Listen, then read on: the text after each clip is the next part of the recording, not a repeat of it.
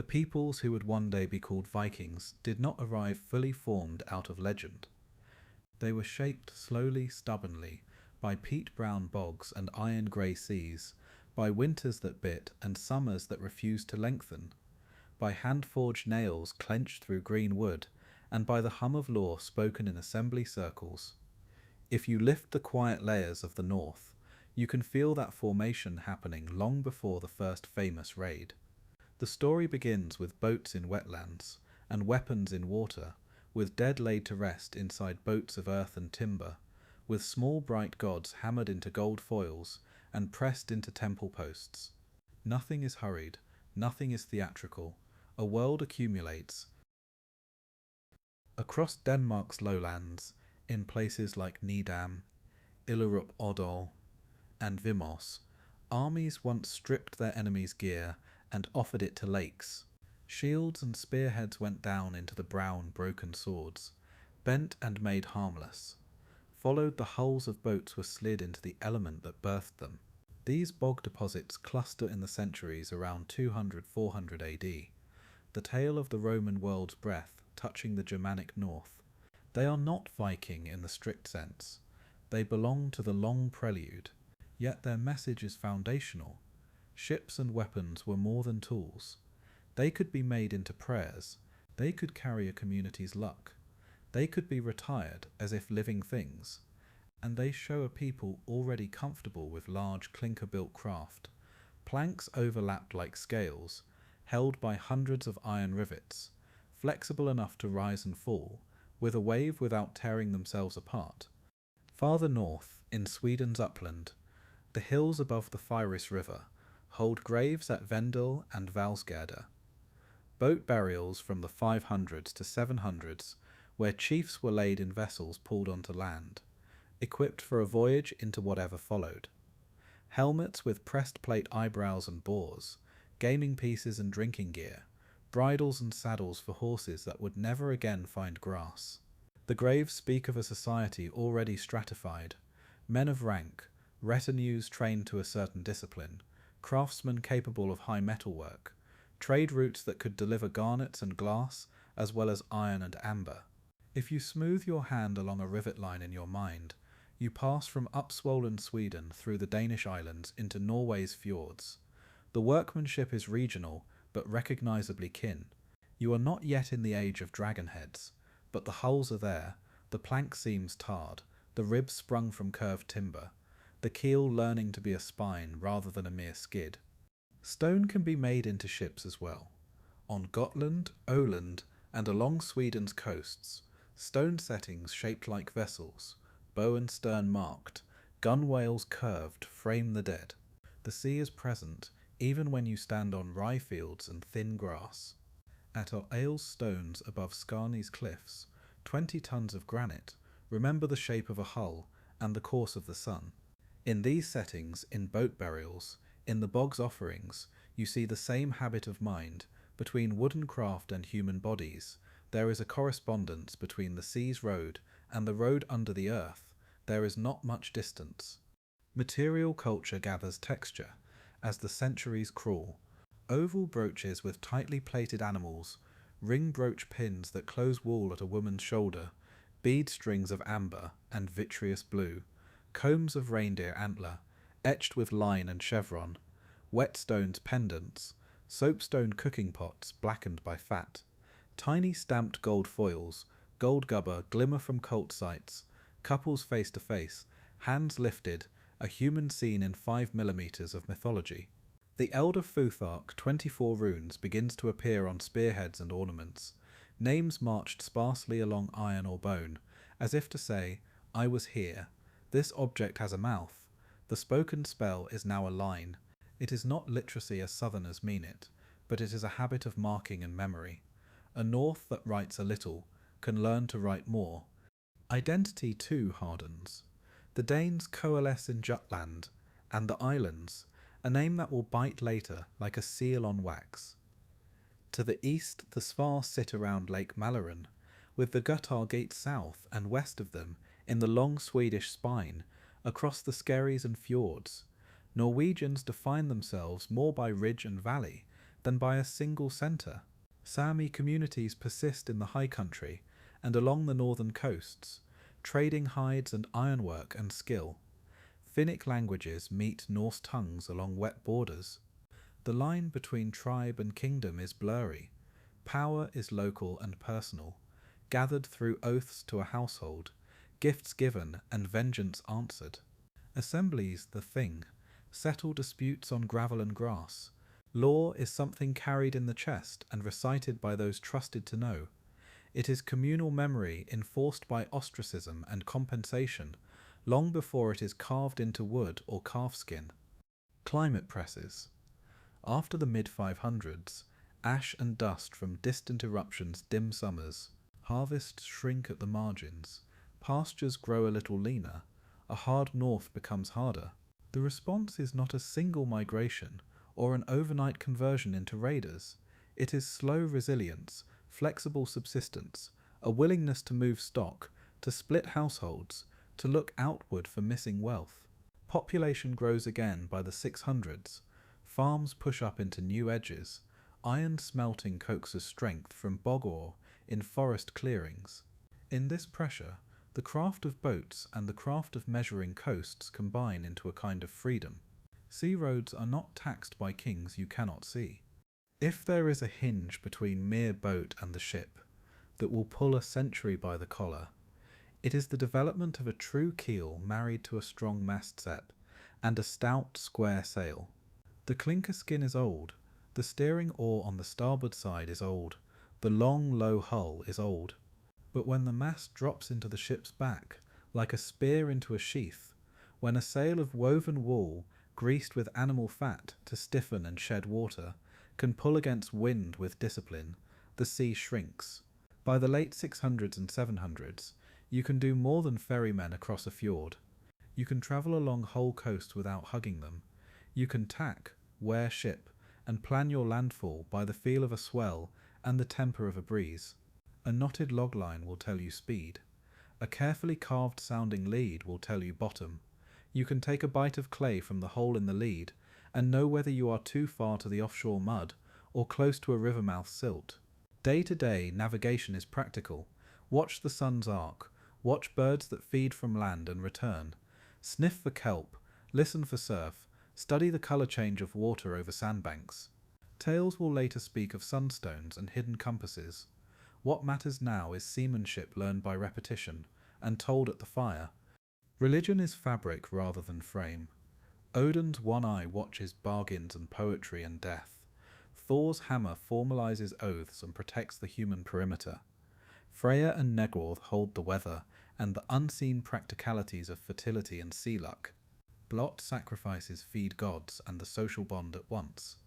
Animal fat hisses over wood. Bowls are lifted. Carved posts grow greasy with hands.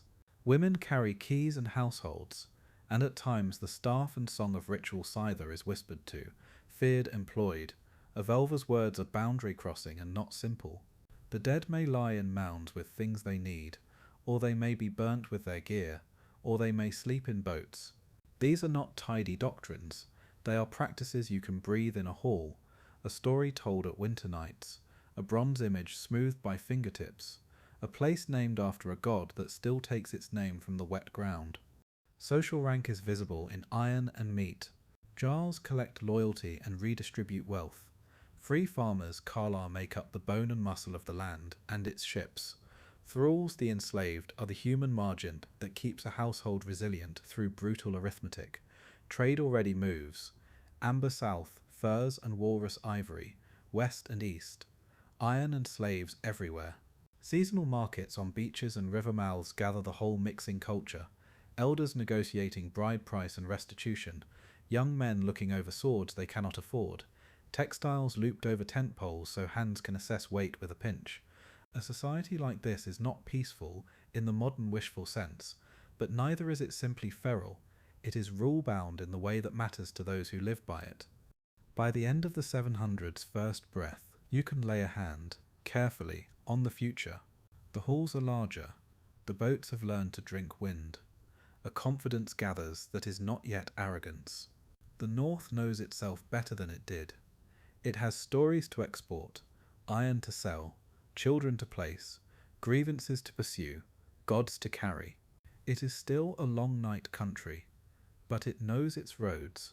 The age that outsiders will remember by a single word is still not quite here. The oars are lifting. The sail is ready. That is all. When the long ships first appear in other people's memories, they arrive not as merchants but as catastrophes.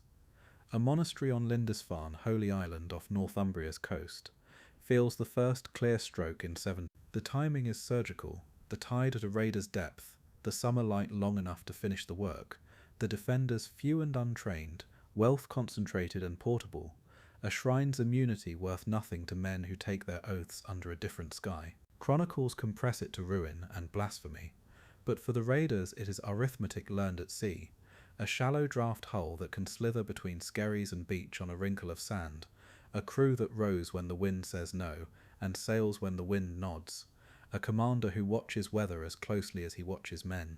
News spreads along coastlines like spilled oil. Wearmouth Jarrow will be struck. Iona will burn. Small islands that held nothing but prayer and cattle will discover that prayer does not prevent fire. The pattern is not yet empire. It is testing. Boats come. Men run ashore in mail shirts or thick woolen leather. Iron helmets on some. Caps on others. Shields and short spears and light axes in hand. The monastery's bell rings too late. The boats depart before a levy can form.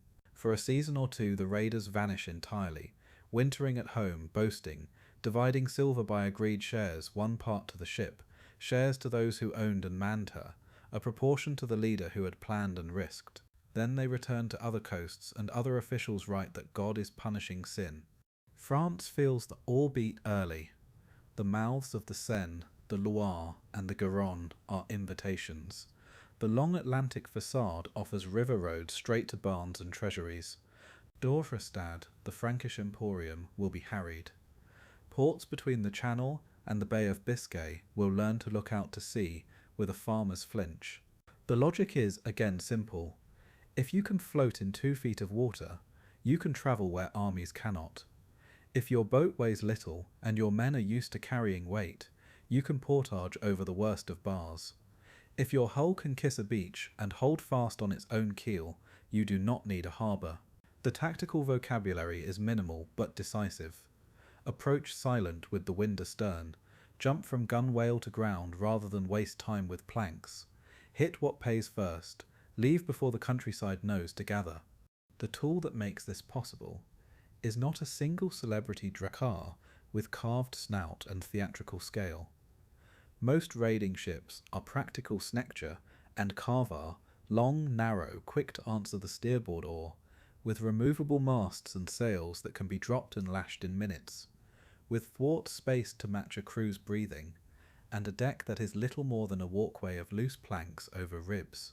The hull is a living thing, clinker planks that creak rather than crack when a wave lifts her wrong.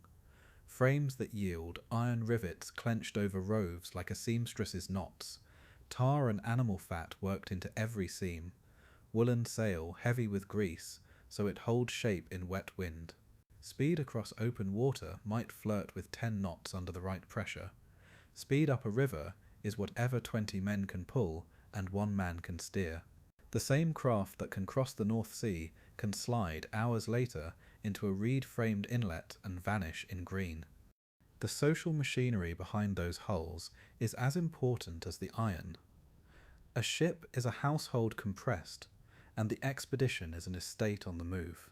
At the top sits a jarl, or a respected herser, often not a king in a later centralized sense, but a man whose wealth allows him to outfit and feed men, whose charisma holds a crew together when a winter storm off Jutland makes even the boldest reconsider their debt to the sea. Around him gather free farmers, Karlar, who split time between their own fields and their leader's call, specialists who can mend a mast step or patch a mail shirt, young men trying to turn luck into status, a few hard-eyed veterans whose silence in the bow is worth more than their sword. At the bottom are thralls, enslaved people who row and carry and cook, and in the calculus of risk are someone else's skin to spend. Shares are written not on parchment but in memory and reputation. The first to step onto land may be entitled to the first choice of spoils. The man who breaks the enemy line might be paid in silver and in a poem. A society of oaths is a society where inglorious greed is punished by singing. Religion and war braid together without much friction. Odin, who traded an eye for knowledge and hung himself on a wind-cold tree to learn spells, is the god of dangerous bargains and stolen rhythms. He makes sense to men who risk their lives for a few minutes of perfect timing on a beach. Thor, who guarantees the world's fence with his hammer, is the god of the farmer to whom the raider must return. You can drink to both without feeling inconsistent. Freya's gifts, the fatness of pigs, the tenderness of barley, matter as much as any god of war. Blot sacrifices are not spectacles staged for outsiders. They are community reinforcement, meat and blood and thanks. To modern eyes they can look brutal. To those who live by tide and frost, they are simply the grammar of exchange. A carved god pole in a little Hof-timber temple can wear a human polish from hands like a doorway does. Runes cut on a shaft or comb can be charm as much as text. The North does not yet imagine a single jealous god who calls other gods lies. The first phase of raiding is seasonal. Ships depart in late spring, when the ice is unquestionably out, and the lambs are weaned and the fields are set. Crews return when autumn makes the sea punitive, and the harvest cannot be neglected.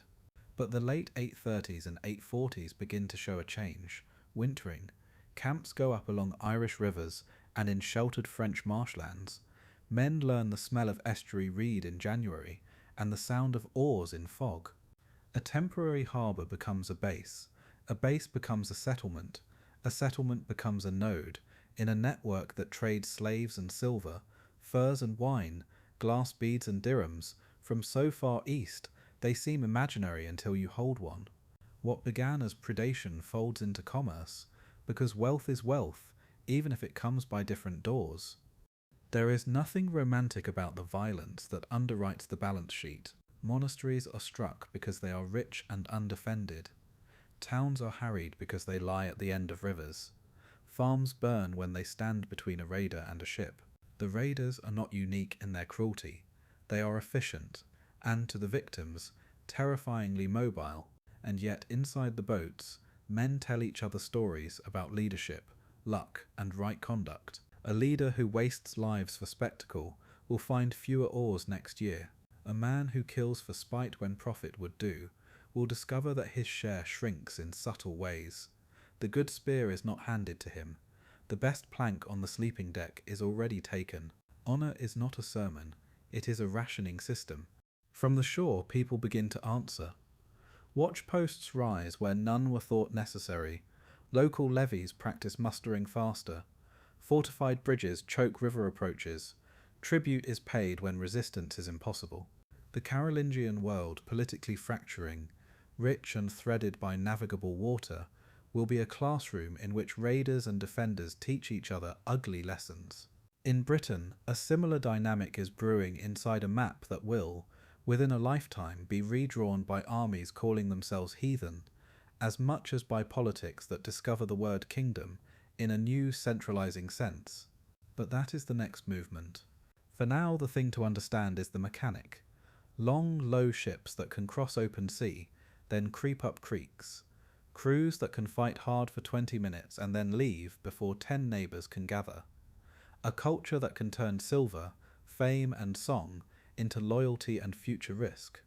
If you stand, briefly, in a Northumbrian dawn and listen for oars, not to fear them, but to understand them, you hear a rhythm of labour. You hear wool and grease and tar doing their work. You hear the hiss of the square sail when it fills, and the low mutter of men who have done this for years.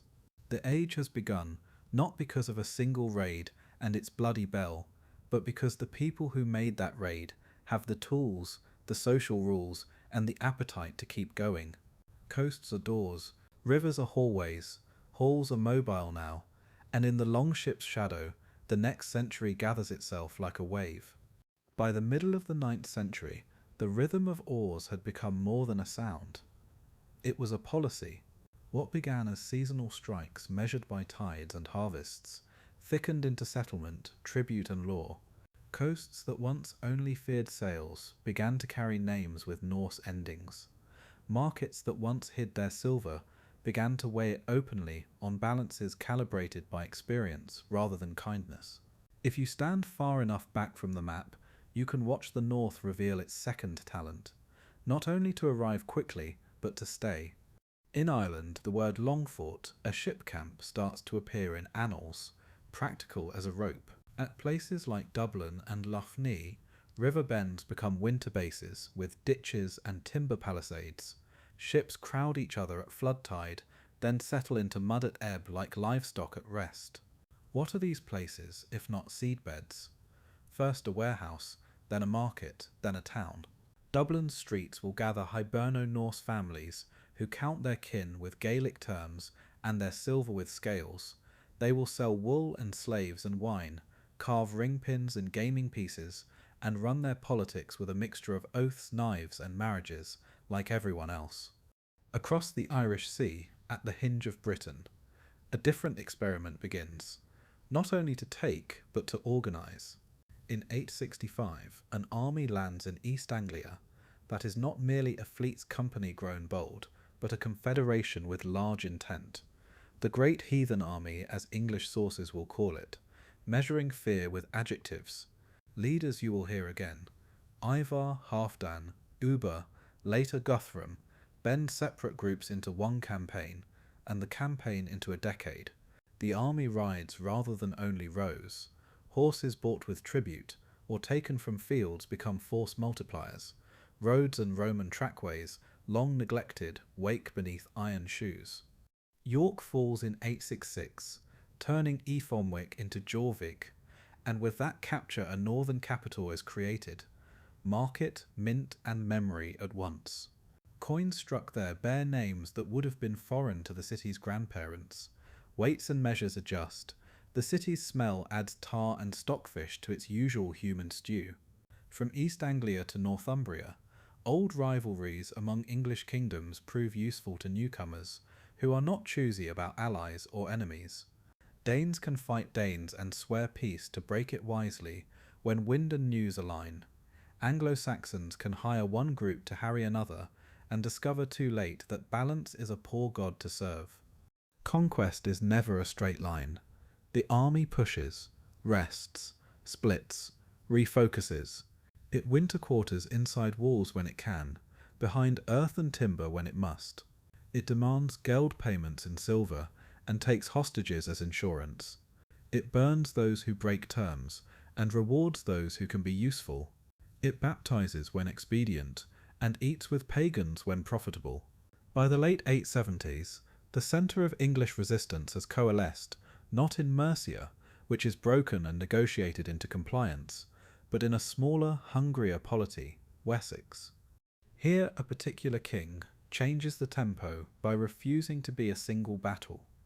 Alfred, who will later be named the Great, is not a miracle but a method. He loses, hides, recruits, measures his countryside as if it were a ship to be trimmed, then returns to the water. Against the army led by Guthrum, he wins at Edington in 878, but the victory's real work lies in what follows, the Treaty of Wedmore and the quiet invention of a defensive system that turns Wessex into a hedgehog with a calendar. Alfred and, after him, his children and niece Aethelflad, Lady of the Mercians, plant a grid of fortified market towns, burhs, at intervals a day's march apart. These are not castles in the later French sense. They are fortified places with streets laid out on rectilinear plans, with garrisons maintained by calculus. So many hides of land owe so many men for so many weeks. Gates can be shut. Bridges can deny a river to ships. Markets can be taxed, weighed, and defended. A raiding force that once slid up a waterway to lift silver and leave suddenly faces a locked door, a trained levy, and neighbours whose levies can arrive before dusk. The third, the militia, becomes something closer to a scheduled service than a panic. At the same time, the north and east of England take on a new legal weather, the Danelaw.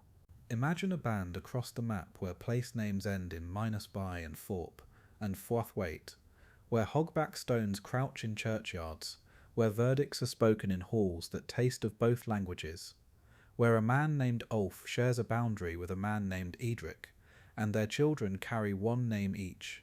The 5 boroughs, Derby, Leicester, Lincoln, Nottingham, Stamford, become anchor points for an economy of wool and hides, slaves and skills, overland carts and shallow draft boats. Settlers divide land in strips and blocks that sit side by side with older English arrangements.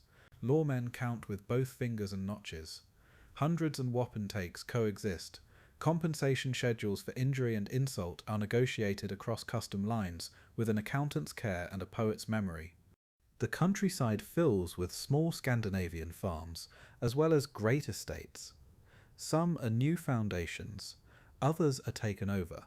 Still others are simply retitled in another tongue. Swords and spears show shapes familiar from the Jutland and Malaran homelands, their fullers polished by years and oil. Oval brooches, ringed pins, amber beads, and Thor's hammers appear in graves and hoards. So do crosses. The mix is not hypocrisy, it is life. Baptism can be a political treaty. A charm can be a habit. York Jorvik becomes the most articulate of these hybrid places. Its Coppergate neighbourhood holds comb makers and turners. Its wharf sees antler and bone, soapstone and glass, wine arriving in barrels. Its mint stamps coins that are weighed and weighed again by men who do not take anyone's word for anything they can verify with a scale. Dublin mirrors it westward with a stronger slaving market and a furious appetite for silver. The Hiberno-Norse kings, Amlaib, Imar, and those who take up their names later, rule a town whose hinterland is Irish as rain. Marriages and fosterage knit Viking and Gaelic elites until the categories start to fray. Beneath all of this, silver flows like a second river. Hack silver cut bracelets and chopped ingots, circulates as money by weight. Ring money sits at wrists as wearable bank accounts. Dirhams stamped with Arabic script travel from the east along river routes to the Baltic, and then out again to Britain and Ireland. Proof that the Viking world is not a fringe but a set of junctions. Hoards like the great cache at Codale appear because people bury wealth when trust is low. Some hoards are recovered. Some become messages from the ground to later centuries. This was a nervous time, this was a wealthy time. These people had more than fear. None of this is smooth. Raiding does not stop because settlement begins. It simply gains logistics. Kings and would-be kings die quickly. Politics remain intimate and murderous. But the character of the Norse presence changes. It is more embedded, more administrative, more concerned with right-of-way and market dues than with the mere joy of a good charge on a beach. Men still sing about that joy, of course, but they also argue about water rights. Alfred's successors, Edward the Elder, Ethelfled, and then Ethelstan, continue the pressure in the 910s and 920s, taking back boroughs, pressing the Danelaws line north and east, and knitting the kingdoms into something that can begin to call itself England with a straight face. But even as this reconquest proceeds, the Scandinavian imprint persists, in names, in law, in field systems, in the rhythm of markets, in the comfort people feel at a ship-shaped shadow on a river bend. The age has learned to be both sword and ledger. If you walk now through a town like Lincoln in your mind, you can smell the tanner's yard and the smith's charcoal, see the line of stalls where Irish linen hangs beside English wool and Norse cloaks, hear a bargaining argument slide mid-sentence from Old English to Norse, and back as easily as a hand changes tools. This is what expansion means once the first shock fades. Not a banner flapping over a burning wall, but a vocabulary that becomes normal and then invisible. There is a different horizon to follow, the one that has no land to the west until there suddenly does. When the Scandinavian eye turns that way, it is not because of destiny, but because of overfull valleys, and the knowledge proven 100 times in 100 fjords, that the sea is road rather than border. News travels home along visiting kin. There is land beyond the Faroes, there is driftwood that tastes of different forests, there are whales on new coasts, there are summers longer by a breath. Iceland first draws families who have grown tired of taxes, quarrels, kings, and obligations that breed like rabbits. In the 870s and 880s, the boats arrive in trickles that, over 50 years, become a landnam, a taking of land, systematic enough to be remembered family by family. Later, the landnamaborg will write down who claimed which valley, who raised turf houses on which lava field, who brought what gods and what grudges. The book is part pride, part land registry, part myth, like all useful histories, but between its lines you can feel the concrete, the smell of new-cut turf, the gamble of hay enough for sheep through a wind-hard winter, the joy of salmon in a river not yet owned by anyone else. Iceland gives and takes. It has meadows, but they are thin. It has birch scrub and willow, but the trees are small. It has deep fishing grounds and seabird cliffs that can feed a family through hunger. It has volcanic moods that can blank out a summer with ash or lift a mountain with fire. Houses are built of what the land allows. Turf walls layered like cakes, driftwood beams, stone foundations, smoke from the hearth finding its way through thatch because chimneys are rare. Sheep become the currency of sanity. Horses become the measure of freedom. Seals and baleen whales wash up, and those are windfalls as decisive as inheritances. What is most radical is not the landscape, but the constitution of life. Iceland does not grow a king. It grows Gotha chieftains, men whose power is woven out of followers and feasts, law support and luck. In 930, a national assembly, the Altthing, is established at Thingvellir, the assembly plains where the ground itself tells you why it was chosen, a rift valley that makes a natural amphitheatre, level ground for booths, a river for water, a cliff that carries the Lurgzergamather's law voice. For 2 weeks each summer, politics is not far from a market. Laws are recited from memory on a 3-year cycle, disputes are argued, marriages arranged, outlawries pronounced. There are no gallows at the Altthing. The enforcement mechanism is reputation and exile. Law is not gentle, but it is public. The law that grows, later written down as Gragas, is procedural and stubborn. Compensation schedules specify what a tooth is worth, what words can be answered with blood, when self-defense crosses into murder. A society without a central executive power builds redundancy instead. Overlapping courts, alliances, fosterage strings, sureties, feuds become structured, which is to say survivable. Christianity will arrive here at the millennium with a vote. In 1000, the law speaker, after a night under a cloak to think, recommends conversion. The Altthing, with astonishing practicality, accepts with carve-outs for old practices discreetly done. It is one of the strangest and most beautiful moments in medieval politics, a people choosing a god for reasons of peace. To the west, other landfalls materialize out of haze. Greenland is named as if advertising could make meadow out of ice. Eirik Rauthi, Eirik the Red, exiled for killings in Iceland, sails in the 980s and returns to attract settlers with a name that tastes of hope. 2 clusters grow, the eastern settlement in the south, near what is now Qaqortoq and Narsak, and the western settlement farther up toward Nuuk. Farms cling to green tongues where fjords soften the climate. Cattle, sheep and goats graze fast. Hay is everything. Houses grow thicker walls. Churchyards gather white stones and small crosses. At Brattahlid, Eirik's farm, a church is raised, and in a few generations there will be a small bishopric, whose debts and letters thread Greenland to Norway and Rome like a string along broken ice. Greenland's economy leans on things Europe wants from edges. Walrus ivory and hides, falcons, polar bear skins, sometimes narwhal tusks presented as unicorn horn. Ships leave with carved tusks and return with iron and wood, cloth and wine.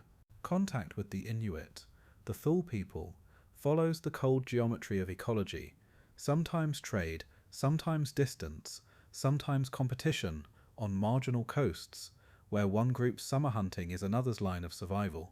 The written record is scant. Archaeology is a quiet language. The story we can tell must be humble.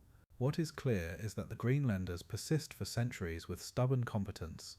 then falter as climate cools, marginal pastures shrink, and trade arteries clot. But that is later. For now there is vigour and stonework. There are children who grow up never having seen a forest, and who can still imagine a mast. Beyond Greenland's sheltering elbows lies a coast whose names are a kind of travel diary: Helari Land, the Flatstone Land, think Baffin's rocky shore, Markland, the woodland, Labrador's dark fringe, and Vinland, the wineland, whose exact geography is an argument and a dream. The sagas, the saga of the Greenlanders and Eric the Red, are our main narrative sources, dictating memory with the artistry of hindsight. They tell of Leif Erikson sailing around the year 100,000, perhaps by accident when blown off course, perhaps on purpose with a merchant's nose for chance. They speak of Thorfinn Karlsefni leading a more deliberate colonizing attempt with cattle and timber frames, of Freydis, whose courage or savagery depends on which saga you believe, of Skraelingjar, indigenous peoples whose relationship to the newcomers flickers between trade, fear and effective resistance. Archaeology gives us an anchor. At Lance Ol Meadows on Newfoundland's northern tip, a Norse camp stood around the year 1000, sod-walled halls, an iron-working hut where bog ore was smelted into nails for ship repair, artifacts whose forms are at home in Iceland and Greenland. It is not a city and not a myth, it is a feasible foothold. The landscape fits the saga's broad strokes, a place where wild grapes might be found farther south, or wine might be metaphor for fertility of land, where salmon are thick, where timber is abundant enough to seem like a miracle to Greenlanders who know the cost of a single beam. But the West is too far to domesticate with the numbers and tools that the Norse possess. The distances along Labrador's coast are honest but punishing. The sailing season is short, storms are implacable.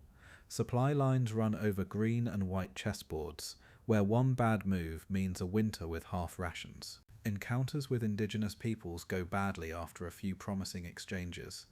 Iron and woven cloth astonish. Arrows and knowledge of terrain level the field again. Karlsefni's colony, if we can call a few halls a colony, withdraws after fights that feel to the sagas like omens. A later voyage or two returns for timber. The dream is not abandoned because it fails. It is abandoned because it asks too much for too little return. What remains is still enormous. A North Atlantic world stitched by farms and churches from Norway's fjords to Iceland's lava, from Greenland's hayfields to a season's camp in Newfoundland. Navigation along this line becomes intergenerational knowledge. The Faroes as rest, Iceland as granary, Greenland as edge.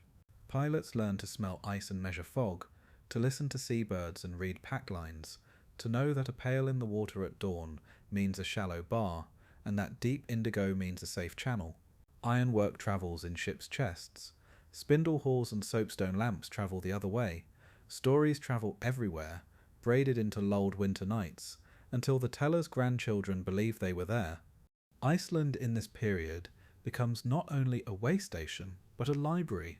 In the centuries after the Viking Age's bright front has dimmed, scribes will write down sagas that reach back into the 900s and early 1000s.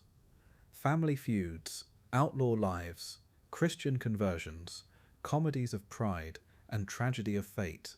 The writing happens in a new Christian culture, monasteries, Latin schools, vellum scripts, but the sensibility remains stubbornly Icelandic, clear-eyed, concrete, unafraid of ambiguity, respectful of law as a human art. The stories of Eiríkr and Leifur, of Karlsefni and Freydis, are shaped by this later quill. They are not newspapers, but they are truthful in a way that matters.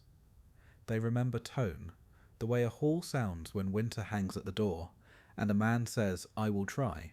Meanwhile, back in Norway and Denmark, kings and would-be kings notice what the Western Road has taught, that authority loves revenue, and revenue loves predictability. Iceland, which refuses kings, becomes useful anyway as a node in trade and letters. Greenland, which sends ivory and saints' tales, confirms that power can be woven without conquest if one is patient. And the West, Vinland, becomes a story you can tell at a feast, and a practical memory you can keep in a pilot's chest. There is land there, it is good, it is far. We went, we came home. If you drift gently to sleep on this chapter, hold one image, a turf-walled hall at the very end of a fjord in Greenland. Smoke pools along the rafters. A lamp burns whale oil with a steady wick. A woman mends a net with needles carved from bone. A man scrapes a tusk until it gleams, and then lays it against another to see if the pair will make a pleasing ring. Outside, the night sky is so cold and clear that sound seems to travel like light. Somewhere out on the fjord, ice crackles as the tide turns. The people in this hall have never seen an oak tree, but they know exactly how wide a keel should be, and by morning they will be ready to argue law, to send a son to Iceland, to receive a letter from Norway, to live at the edge as if it were the centre. That is the westward thread, not romance but competence. If the Western Ocean taught Scandinavians how far a square sail could carry a hope, the rivers to the east taught them how quietly commerce can become power. Stand at the edge of the Baltic in your mind, on Gotland's pebbled beach at dawn, or on a low promontory near Birka, and watch the boats that nose toward the sunrise. They are not all the same. Some are broad-bellied Nerra, meant to haul weight. Some are long, lean hulls that can be rowed against a sulking breeze. Some are little more than open shells, stitched and tarred enough to keep a man and his bundle dry. What they share is a purpose, to ride fresh water the way others ride salt, to turn a continent's nervous system of rivers and portages into a road. The eastern Baltic hums with staging points in the 700s and 800s. Birka on Lake Mälaren gathers furs, walrus ivory, beeswax, amber and slaves. Hedeby in Schleswig funnels iron and cloth, glass and grain. Across the low neck of Jutland, Belupa and Trousseau on the Prussian coast feel the tug of wind and weight. From here the route forks south and east along two grand corridors.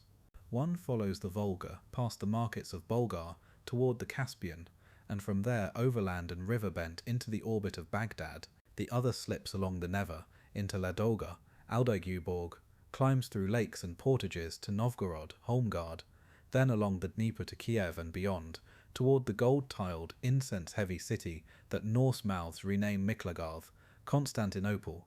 At each bend the boats become lighter in your mind, because they must be lifted. Portage is as much a Viking verb as to raid. Men roll hulls on greased logs, hoist them on shoulders, or plank sledge them across muskeg, singing to keep the rhythm while mosquitoes turn the air into a net. Cargo is counted at every lift, and counted again at every launch. Loss is a constant possibility, so redundancy is religion. Spare rivets, spare oar blades, spare sailcloth, spare oaths to pull a man up when his ankle goes through. The cargoes moving east to south are the North's hard currency: sable, marten, fox, and beaver pelts, their softness bought with a winter's patience. Walrus tusk, a white curve dangerous to harvest, and irresistible to carvers in courts far away. Slave bodies, tragic and profitable, captives from the Baltic Rim and Slavic lands, sold with euphemisms and ledger lines. Seal oil and wax, honey and iron. In return come silver dirhams, stamped with Arabic script, so many that they are chopped into hack silver and weighed rather than counted, along with silks, spices, glass beads shimmering like fish eggs, and a taste for grain that comes in measures larger than a fjord farm could ever produce. The hoards unearthed in Swedish soil on Gotland above all are a quiet history by weight, ring money buried for safety and never reclaimed, clipped coins worn to slivers by decades of transactions, a river of eastern silver that made western reputations glitter. On these routes the Scandinavians are not only themselves, they are also Russ, a word that begins as a description of boatmen and becomes the name of a people and then a realm. The early Russ are a braid. Norse entrepreneurs, Slavic farmers and warriors, Finnic and Baltic communities whose languages and skills turn riverbanks into economies. In some places, Norse men rule for a season. In most they intermarry, adopt, translate, and become less foreign with each baptism and bride price. The Kurgans, burial mounds around Gnezdovo near Smolensk, the graves around Shestevica near Chernigov, and the early layers at Staraya Ladoga and Rurikovo Gorodishcha hold weapons and brooches with Scandinavian shapes beside Slavic ornaments. A material conversation that becomes a people. Names gather like waymarkers in fog. Rurik takes Novgorod in later remembered tradition. Oleg shifts the centre to Kiev and nails his shield to Constantinople's gate in the rhetoric of treaty. Igor dies for squeezing tribute too hard. Olga burns a city with birds and then travels to Constantinople to be baptized with dignity and policy. Svatoslav fights like an arrow meeting its target. Vladimir measures gods against gods and chooses Christianity with a grand gesture that begins as geopolitics and ends as culture. In each generation, the Norse element thins and the Rus identity thickens. Slavic in tongue, Orthodox in rite, yet still attached by river and memory to the Baltic that fed its origin. Along the Volga, in 922, the Arab envoy Amadim Fadlan watches a group of Rus at Bulgar and leaves us a page no saga could give. Tall men, fair and tattooed, with axes and knives at belt, women wearing brooches that serve as rudimentary purses, merchant priests who decide contracts over ritual timber, funeral rites for a chieftain in which a ship becomes a pyre and a slave girl is killed to accompany him. It is a document problematically filtered, ethnography shaded by disgust and fascination, but it confirms the essentials: a river mercantile people, violent, ritualized, proud of their cleanliness, and equally unbothered by practices their southern observers call barbaric. South of Kiev, the Dnieper's rapids demand choreography, the treaties with Byzantium, 907-901, 944, read like ledgers of encounter, which docks Rus may use, what taxes they will pay, how disputes are arbitrated, what the Varangian Guard will swear and receive. When Rus boats reach Constantinople, they are inverted economies in the eyes of the emperor's officials, danger at anchor, profit on land. Some are repelled with Greek fire and cautionary tales when politics require. Many are admitted under controlled terms to trade and then to serve. Norse and Rus men who have been merchants on Tuesday can be imperial bodyguards on Thursday, their reputations for loyalty to the payer and ferocity in battle converted into coin and silk. Back on the Baltic Rim, the Scandinavian homelands feel the eastern pull in their bones. Birka and Hedeby are not only markets, they are schools where young men learn currencies, weights and measures, the ounce by the balance rather than the mouth, and how to judge a glass bead by its banded eye.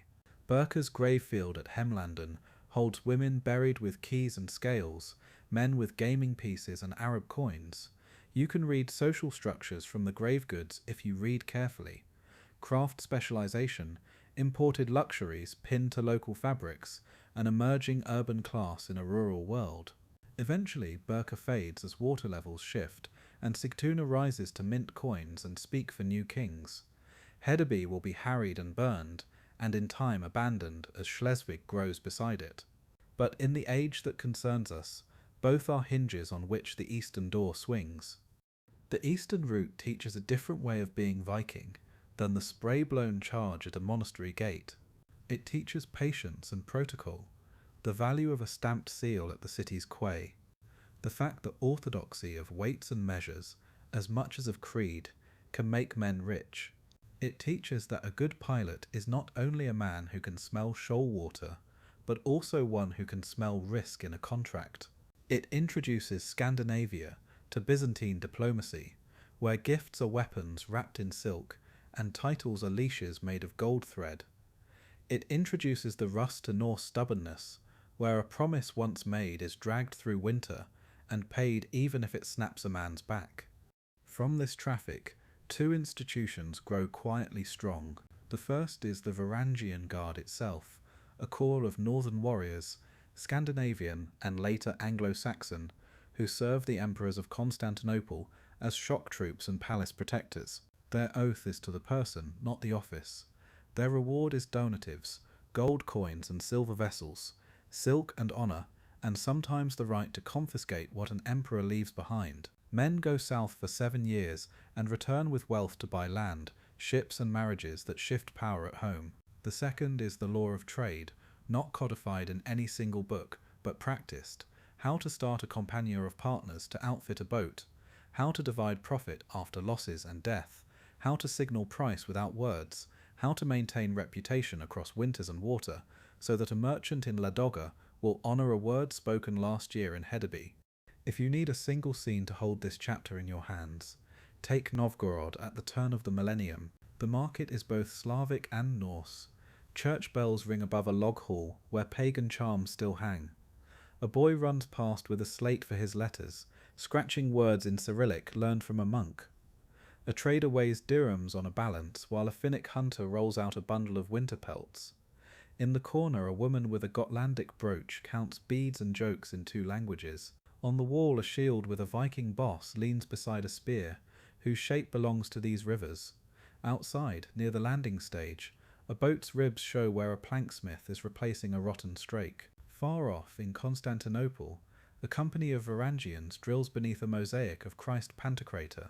Between them runs a road of water that the North can now travel in its sleep. When you listen to the later Viking Age, you hear fewer individual oar beats and more commands. The world that raiders opened and merchants furnished is now a world kings try to organise. Forts rise by design rather than emergency.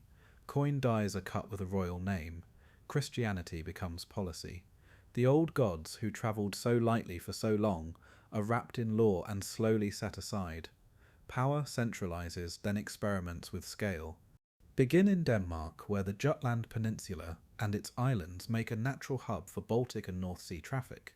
Harold Bluetooth, son of Gorm and Thira, stands at the pivot in the later 900s. On the Jelling stones he boasts that he won all of Denmark and Norway and made the Danes Christian.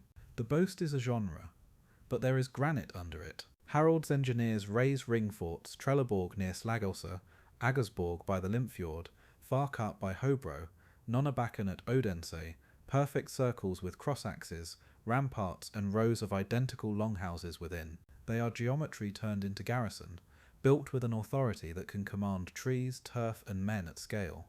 Along the Danevirke, the earthwork that guards the southern neck of Jutland, Danish kings extend and strengthen the line, a spine between seas, a visible statement that borders can be made out of soil and will.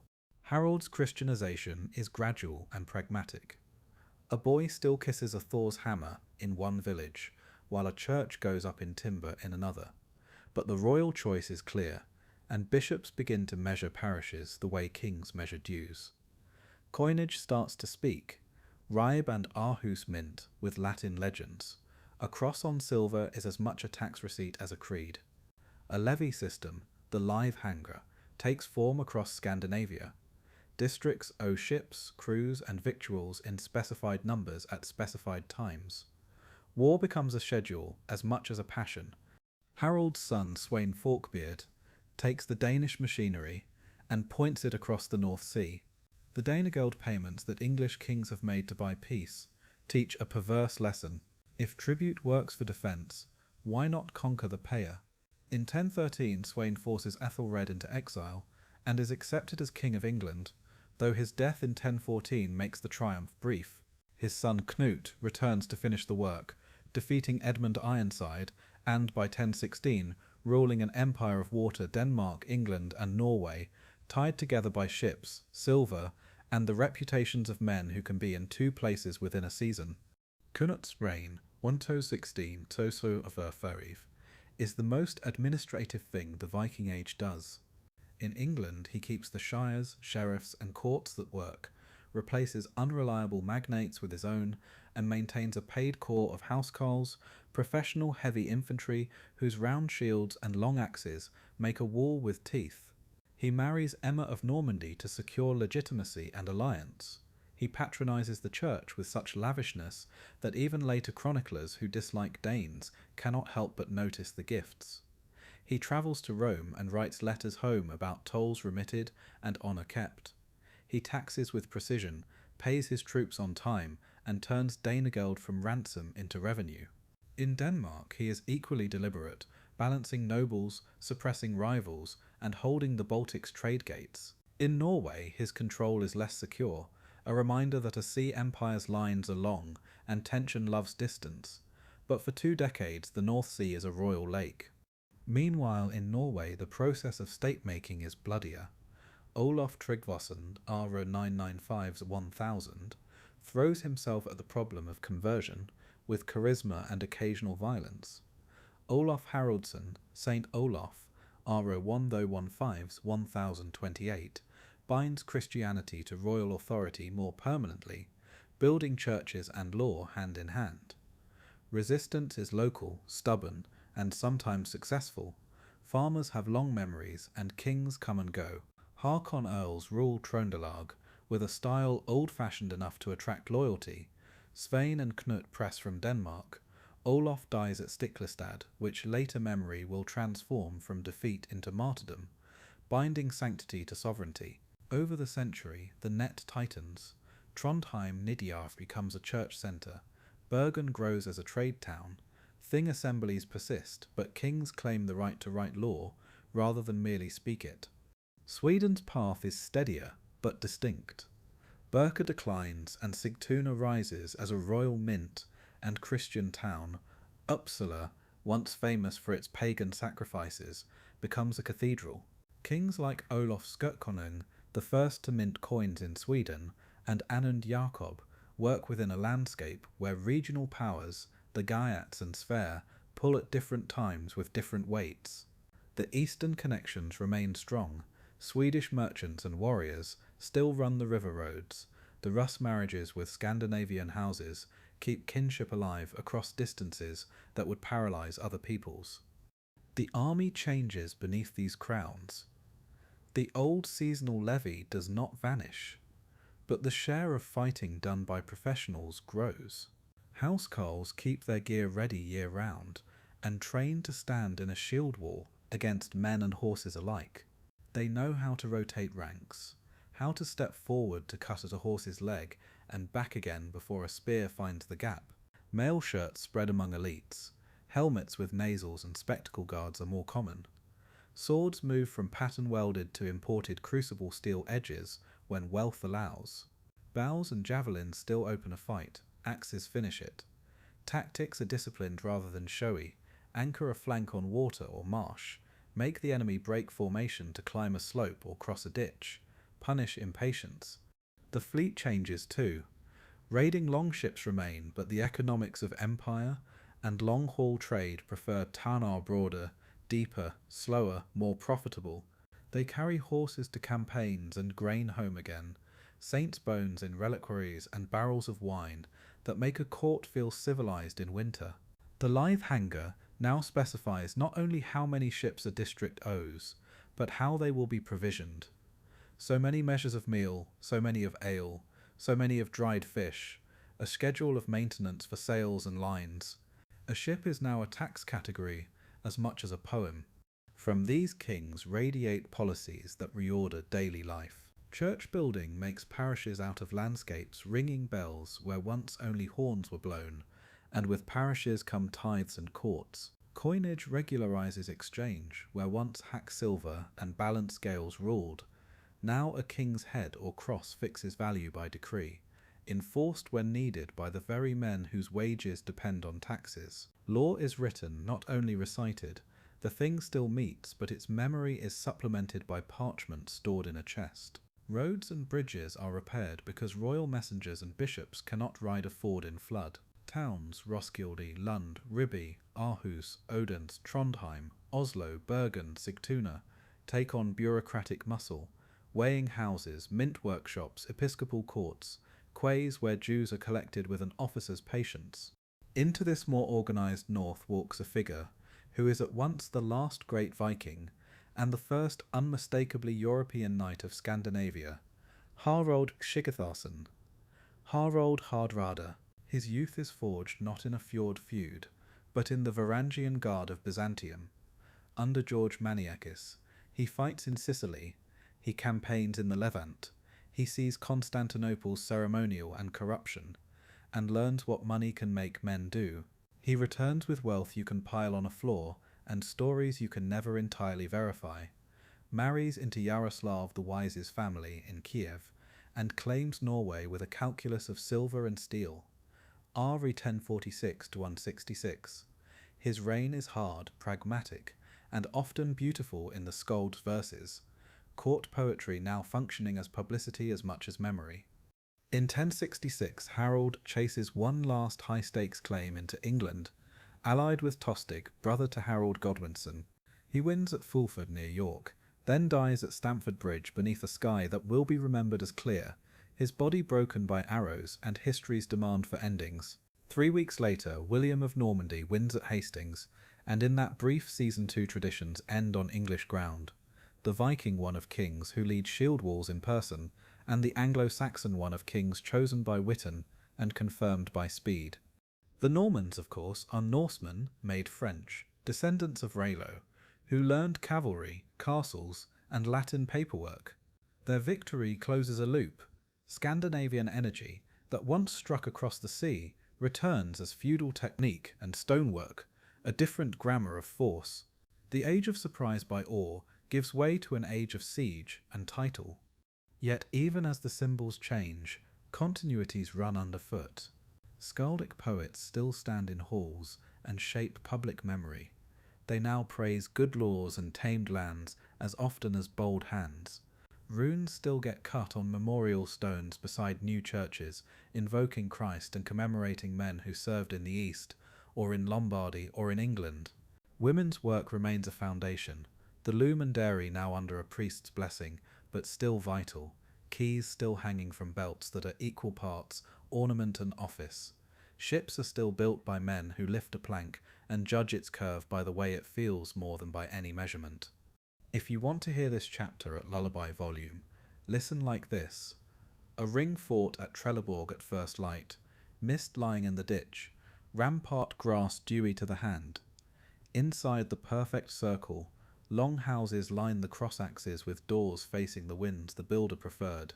A housecarl wakes and oils the axe whose edge he won't let even a friend touch. In the next house a scribe smooths a scrap of parchment and sharpens a quill. At the gate an officer checks a measure of grain brought as due. Beyond the wall a priest rings a bell that calls not only to prayer but to schedule. Over all of it a raven and a cross both make sense in a single morning, because people are larger than the lines they draw. The Viking Age is not over yet in this telling, but it has changed flavour. Its highest skill is no longer the well-timed landing, but the well-run kingdom.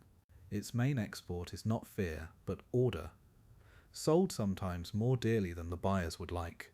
The kings have learnt the sea's lesson, that a line held taut between distant points can carry load if you maintain it. For a while long enough to alter maps and memories, they do. If the sea was the Vikings' road, story was the map they carried inside the skull. The gods were not distant abstractions. They ate at the table with you when the wind rose wrong. They listened when you swore an oath over a ring. They watched the light leave a friend's eyes and judged how you met it. The Pantheon is a crowded hall, oath in, all hunger and knowledge, one eye traded for a drink from Mimir's well, hanging 9 nights on the wind-cold tree to win the runes. Thor, thunder in a beard, the hammer Mjolnir, heavy with the promise that borders can be kept. Frigg and Freya, queens of fate and desire, weaving what men insist is free will. Nartha and Freya, the sound of oars and the warm breath of livestock. Tyr, the god who put his hand where his mouth was and left it there so a bargain could stand. Around them move Valfreya's Valkyries, Heimdallr of the bright ear, Loki with his crooked gift for consequences. These names are carved into place names and memory. Later they will be inked into vellum by Christian hands that could not quite let go of the old music. Myth, for them, was not a book you put away after a lesson. It was practice. When a new hall was raised, a hammer sign was made in the air, because the past was a resource, and you would be a fool not to use it. When a bride was led to bed, Thor was invoked, not because poetry is cute, but because births fail and winters are long. When traders met under a pole-hung ring at a market, hands were laid on it and oaths sworn, and no one needed a priest to understand the difference between a word and an oath. Blocked sacrifices, animal blood, steam and fat offering, bowls lifted, wooden god poles oiled by 100 hands, bound a community to itself as much as to any power behind the sky. Sometimes a horse died for it, sometimes a man. Sanctity is expensive in societies without police. The afterlife was as plural as the living world. Not everyone was promised Valhalla's drink and spear dance. That was a warrior's wish and a poet's angle. Folkvang, Freyja's field, took her share of the battle dead. Hell, cold and grey, held the many who simply died of age, disease, mischance, without the advertisement of a wound. Ran had a hall for those the sea kept. The mound itself held others, who were visited and given food, as if the distance were only a hill. Ancestral mounds mattered. You could sit on them to seek counsel. You could insult the dead by building badly or failing to maintain the grass. That a cremation grave sits 2 spear lengths from an inhumation mound in the same cemetery tells you all you need to know about doctrinal certainty. There wasn't much. There was custom, cropping and shifting like a shoreline over the centuries. Cremation fashionable here in the 700s, boat burials on one coast, chamber graves inland, Christian inhumations with crosses later, all of them answers to the same question: how do we make this loss mean something that lasts? The graves themselves teach without sentiment. A woman lies with her keys, real power on a belt, not metaphor, and oval brooches, a sea axe knife, spindle halls of stone, beads of amber and glass, sometimes a scale and weights, because she handled silver and trust. A man lies with a sword or spear and shield, a whetstone, a game set in richer graves, a horse or two, harness fitted with glittering mounts. In a few, a boat draws its curve around a life with planks and rivets. Oseberg is beauty and politics at once. 2 high-status women in a ship full of carved sledges and tapestries, a lute's ancestor, kitchen gear and ceremonial carts, their memories preserved because someone had the wealth and will to put that much labour into their passage. Gokstad, all sea muscle and grave goods, for a man whose reach probably matched that hull's speed. Elsewhere, more ordinary places, the dead have fewer things and equal dignity, and the soil remembers that most lives are lived in small competence. Women were not equals in the modern sense. The law was not kind to them in every matter. Thrall women enslaved lived on the edge where a master's mood was policy, and yet within the constraints, some freed women and freeborn women wielded authority that would surprise later patriarchies. They owned property, they divorced on stated grounds, they managed farms, they ran workshops, they brokered marriages, they sailed, some practiced seether, that staff-in-hand sorcery which even Odin coveted, and which men distrusted because it moved power through channels they did not fully control. The Vola sealers could be feared and courted by the same household in a week. They sang futures with a sung line and a gut knot of ritual. Shield maidens occur in saga and grave, but read the genre properly. The poetry loves a warrior woman because it loves a surprise. Archaeology gives us a few burials with weapons and feminine gear that scholars fight over. The truth is in the middle. Women fought sometimes, commanded sometimes, worked always, and the keyring was the commonest badge of office. When a society cannot or will not write everything down, it builds a memory machine in matter. Skaldic poetry is that machine tuned to war pitch.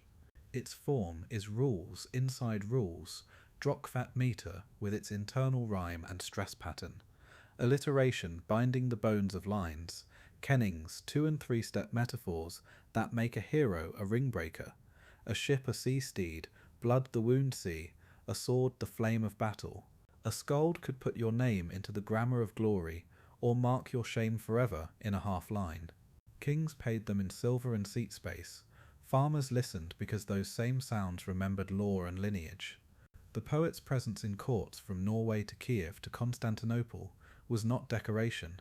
It was infrastructure, propaganda, record, binding spell. A skald's craft was as hard-earned as a shipwright's. Later in the period, when parchment and Latin tricks arrive in Iceland, you get prose too, and with it a different kind of permanence.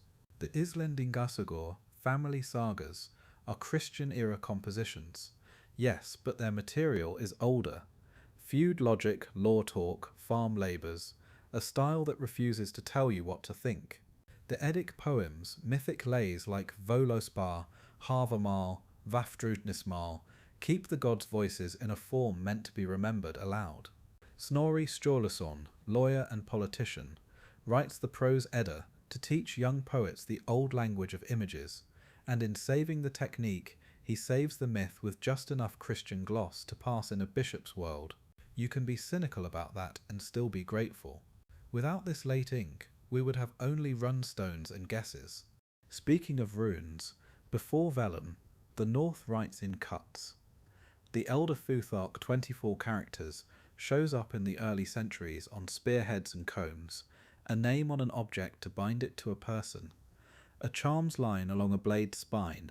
By the main Viking age, the younger Futhark 16 runes serves on wood and stone, a leaner alphabet for a language grown more compact. Rune stones get raised at roads and bridges, on farm edges, to say X raised this stone in memory of Y, a good Drenga who died in the east, or these brothers built this bridge for the soul of their father, may God help his spirit.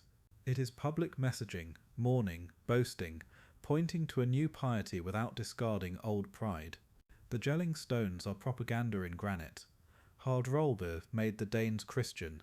Others are practical, property claims, travel receipts, jokes that outlast everyone involved. In towns, rune staves, wooden letters carry quick notes, business as usual in cuts. Do runes cast spells? Sometimes people ask them to. A carved bind rune on a whalebone charm, a painted sign on a door lintel, a scratched formula in a grave's dark humans will put meaning anywhere the hand can reach. But mostly runes serve the same purpose that writing always does: naming, claiming, reminding. They democratize memory. You no longer need a skald to encode your cousin into a hero. You can cut 4 lines and make a name last longer than a body. The law lives in this same braid of the oral and the written. A law speaker stands on a rock and recites the third of the code, due that year, while 100 men listen with their mouths shut, because someone will correct him if he misremembers. A scribe scratches Gragas in a monastery by winterlight. A rune carver chips a boundary text into a stone that a neighbour cannot pretend he did not see. And underneath it all, compensation tariffs that reveal what a nose is worth and what a word is worth, mechanisms for feud containment, spaces for women's claims, narrow in places and wider in others, the dark line of slavery, the thrall whose injury is priced like livestock. This world is admirable in its resilience and ugly in its hierarchies. Both truths fit on the same stone. If you want one night noise to fall asleep to here, take the sound of a skald at the end of a hall, reciting on winter's 9th night. The meter locks like joinery, the images bloom and double. Somewhere in the back a boy mouths along with the refrain, because he will be a poet or a lawman, and he is memorizing a future. In the rafters, smoke thin as thought winds along the beam. Outside, the stars are knives. Inside, language is a fire you can carry to spring. History loves the noise of battle, but the Viking Age is built, day by day, by merchants, makers and farmers. Ships carry warriors. They also carry wool and whetstones, soapstone pots and grain, walrus tusk and wine. Every shiny sword begins in a bog pit dug for ore. Every winter victory begins in a byre full of hay. If you want to see the age in full, walk the market. Start where the seas meet. Hedeby at the neck of Jutland, a half-moon of a town tucked behind an earthwork. Quays lined with brushwood and piles, boats drying like seals, Ribe on the North Sea's tide, stalls of amber and glass beads, boys tripping over eels, Birka on Lake Maloran, a gate town to the swears inland where fur and silver change hands, Kulpang in Norway, a seasonal market that learns to be permanent, York Jorvik with its Coppergate workshops, Dublin on the Liffey, Aldi Guborg Ladoga, and Novgorod on the east's freshwater road. Add Dorestad in the Frankish world when it breathes. Quentovich by the Channel, Bordeaux when wine must go where silver makes it go. These nodes are not modern cities. They are dense villages with ambition, street grids laid out with a surveyor's rope, timber revetments to hold the quay against tide, fishbone alleys that smell of life. What moves through them? The north exports furs, sable, marten, fox, beaver, whale and seal products, walrus ivory, amber, iron bars and whetstones, soapstone vessels, stockfish, cod split, dried hard in the Lofoten air, a revolution in protein you can ship for a year, butter in barrels from the farms that turned every sunny hour into fodder, slaves too, do not blink, human beings taken in war, debt or theft, sold east and south and west. In return come silver, Arab dirhams, Frankish deniers, wine, quernstones, glass, salt, grain, spices, silks, bronze vessels, weight standards, and the idea that coins can save you from weighing hacked bracelets every time you buy a cloak. Money is a process rather than a thing. For part of the age, the North runs on bullion, silver by weight, not face value. You carry a balance and a set of weights in a little box. You clip rings and cut bars, hack silver to pay. Trust is portable because the scale is honest, if both parties watch. As King's Mint, Canute in England, Olaf in Sigtuna, others in Ribby, York, Dublin, coined money begins to share the load. But even then, habits persist. A town may have a mint and still see traders reach for the balance out of reflex. Value is felt in the hand. Walk the workshop quarter, and you learn the age by material. A smith stands by his charcoal hearth, bellows wheezing a steady breath. He welds a blade, hammers in the fuller, tempers it in oil with a nose that knows when metal sings right. A file and whetstone finish what the hammer began. He can pattern weld in early centuries, then shift to imported steel when silver makes that possible. Next door, a bronze caster pours brooches and strap ends into clay moulds. The designs are stubborn and alive, gripping beasts, interlace vines, crosses tucked in as policy shifts. The tools and waste tell you most pieces were finished with files, burr-ins, scrapers, hours of human patience. A comber saws and scrapes antler into comb blanks, teeth cut with tiny regularity. Combs are not vanity, they are lice control, social dignity you can hold. A beadworker strings furnace-made globes from the Rhine and the East. A leather worker lifts boots from a last. A turner shapes cups on a pole lathe. Out by the water, a shipwright studies a curved plank and rejects it because the grain lies wrong. He will spend a week finding wood that agrees with his eye. In a shed that smells like a wet sheep, women are making the sail that will move a king's plan 200 miles. This is not romance, it is industry. A longship's sail can eat the wool of scores of sheep, spun on drop spindles, woven on warp-weighted looms in narrow widths, seamed together with hemp or walrus hide rope, then greased with animal fat to stiffen and repel water. A town is a kind of laundromat for wind, turning fleece into square yards of weather. Textiles are currency, cloaks dyed with woad or madder, linen bleached in streams, fulling done with clay and foot. When you read of a king's fleet, imagine the women months in every sail. Food quiet, everywhere, anchors all this. In Scandinavia proper, barley the bread grain, oats and rye where they'll grow, cabbages, leeks, peas, turnips, cattle where pastures can carry them, sheep and goats on the thin hills, pigs in oak woods when there are still oak woods to feed them, milk turned into butter, cheese sky, fish where fish are, herring shoals that feed a village for a season, eider down gathered from island nests with care, because birds return if you steal softly. Hay is king, cut the meadows on a dry day, or pay for it in February. Barns in winter are ribs and breath, a calculation of fodder you can feel in your back. In Iceland the calculus is crueler. Thin soils, short summers, turf houses warm and slow to fail, but deforestation comes quickly, and erosion follows where men push too hard. In Greenland it's a razor's edge. Pasture tongues in fjords, cattle as status and risk, winter protein balanced with luck. In the Danelaw on better English land, open fields and fat rivers make surplus you can tax, which is why kings want it so badly. Urbanization changes diet too. Towns import grain and salt. They bake bread in ovens that do not make sense on a scattered farm. They cure fish at scale. They sell ale by the measure. A weigh house and a brew house are both industrial and communal, counting places you can drink at. In the alleys, pigs root where they shouldn't. Middens layer future archaeology.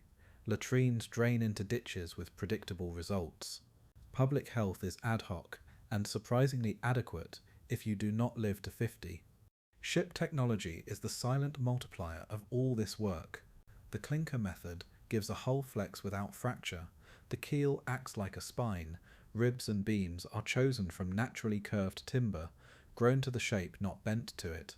Iron rivets and roves hold the seams. Pine tar and animal grease keep water out and wind in. A steering oar on the starboard side gives control before rudders become common. Anchors shift from stone to iron as wealth allows. Navigational practice is empirical. Soundings with a lead that brings up a plug of seabed. You can taste for silt or sand. Log lines with knots to measure way, bird and whale lore, the colour of water over shoal. You can tell a good pilot by his silences, what he doesn't promise, where he doesn't go in fog. Settlement patterns sprout along this maritime spine. Secure harbours become emporia. Emporia become towns. Towns become seats, where kings put a mint, a bishop and a tax. Inland farms cluster along watercourses, long houses oriented to wind and drainage, fields in strips and blocks that make sense to those who plough them. Satyrs, summer farms pull animals up to better grass and give valley meadows time to recover. Fences and dikes turn marsh into hay. In conquered or settled lands, Orkney, Shetland, the Hebrides, Isle of Man, Dublin's hinterland, the Norse knit into what they find. They bring place names in By, Nunus, Dyni, Stadia. They adopt Gaelic kinship and legal tricks. They bury with Thor's hammers and crosses in the same graveyard until one symbol wins. Integration looks like hybrid artifacts. A brooch with Norse interlace and Gaelic form. A hogback grave monument. Scandinavian animal style on a stone that belongs to English churchyards. A sword with a Frankish blade and a Norse hilt worn by a man with a Slavic name. It looks like languages rubbing smooth against each other until words like sky, egg, knife, husband walk into English and never leave. It looks like law renaming itself, wap and take beside hundred, and courts accepting that two customs can live under one roof if the fines are paid. It also looks like violence, farmsteads cleared, thralls bought and sold, a local elite displaced or married into under duress. Integration is a verb and not always voluntary. Around 950, some places hit a sweet spot of urban craft. York's Coppergate yields turned bowls, antler combs, leather offcuts, spindle halls, bone ice skates, proof of boredom solved with ingenuity. Dublin's plots have glass-working crumbs and high-quality ringpins. Hedeby returns scale armour fragments and mail. Burka gives up graves with scales, weights, dirhams by the handful, women buried with the toolkit of trade. You can almost hear the haggle, the thump of a weight on a balance, the sibilant complaint about alloy, the cheerful insult that means we're close to a price. Markets are multilingual. You can buy a Greek ampulla of holy oil next to a Finnish fur bundle and a Saxon blade. Guilds in the continental sense are later, but craft communities exist. Masters with apprentices, secrets kept inside the house, marriages arranged to tie workshops together. Law protects measures. A false weight costs a fine. A second offence costs your market rights. A third can cost a hand if the town is in a mood. Tolls at bridges and gates are predictable, which is how you attract trade. Safe conduct letters and winter markets on frozen rivers carry money where boats can't. Kings take their cut and cloak it in God. This silver funds the church that funds your soul. The Way House is almost a chapel in that economy. Craft and trade feed warfare and state. Without rope, sails, axes, bread, there is no conquest. Without towns and mints, there is no tax. Without tax, there is no housecarl army to stand in a field long enough to make law on the other side. The old raider's skills don't vanish, they professionalize. A shipyard on a royal estate becomes a permanent fixture. A grain tithe earmarked for the fleet means a hull can lie ready, with provisions on paper months before a mast steps. If you can schedule violence, you can plan prosperity. The ecology registers every decision. Forests near towns thin under the demand for charcoal and ship timber. Bog iron pits dot the landscape, and then sit as shallow scars. Fishing becomes stockfish when someone explains to a market that you can export a winter if you split and dry it. Right pastures expand where they shouldn't, and you pay with soil later. The north adapts because it has to.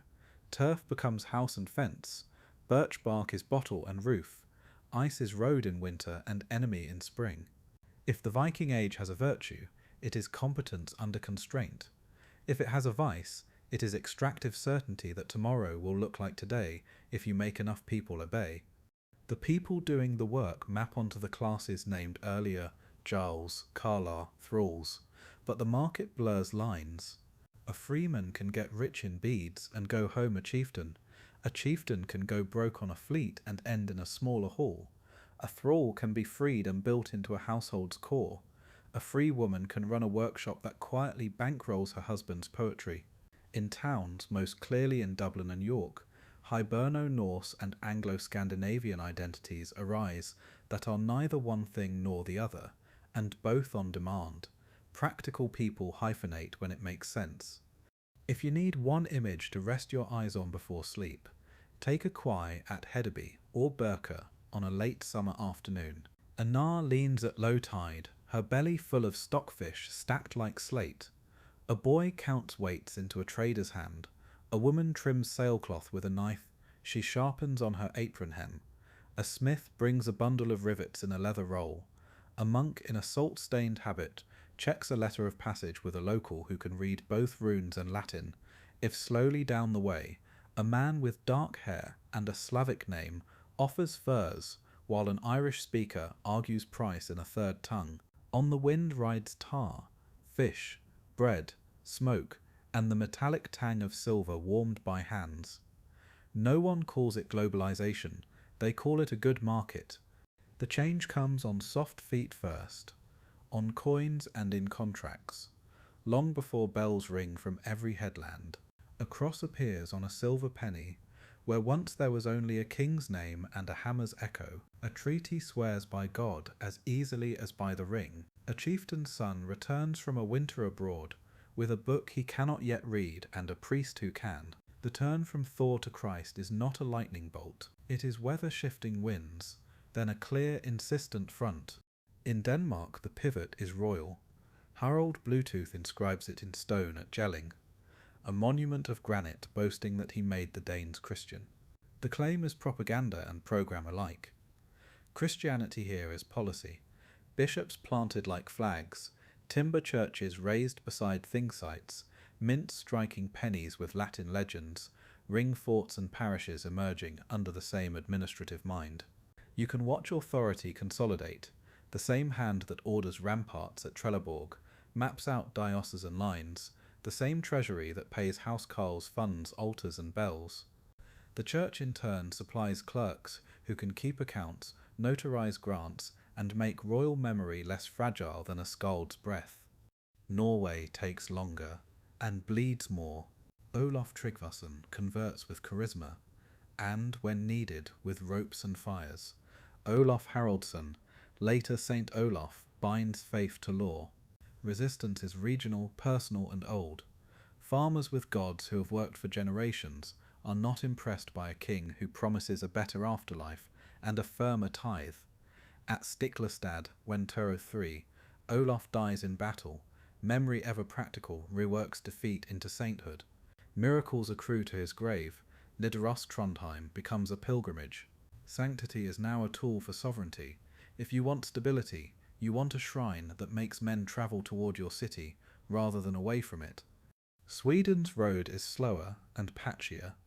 Ansgar's 9th century mission to Birka lit a candle that guttered in wind for generations. In the late 10th and early 11th centuries, Olaf Skirtkonung is baptized. Sigtuna mints coins with crosses. Churches arise in Västergötland sooner than around Uppsala, where the old cult holds longest. Sources speak, some breathlessly, some skeptically, of sacrifices at Gamla Uppsala late into the century. By the 12th century, the archbishoprics harden the map. Lund, 1604, to tend the Danish and, for a time, Norwegian flock. Nidaros 1752-53, one's Odvla 64 for Sweden. Once there are archbishops, there is very little going back. Beyond the peninsulas, Iceland makes the turn by consensus. At the Althing in year 1000, after a night under a cloak to think, the law speaker recommends conversion. The assembly accepts with caveats. Baptism, yes. Exposure of infants, no. Horseflesh eating and old rites may continue quietly for a time. It is possibly the most Icelandic of political moments. A hard choice made for peace, not zeal. The written law later Gragas folds Christian rules into a society that keeps feuds procedural. Churches grow from turf and driftwood. Farmers add a little Latin to their lives like a new measure to an old song. In Greenland, a wooden bell rings across pastures at Brattahlid. A tiny church, stone later, gathers families who know exactly how thin their world is. The bishopric that comes in the 12th century knots this far edge to Norway and Rome. In the Danelaw and the Isles, crosses and hammer amulets share necks for a while.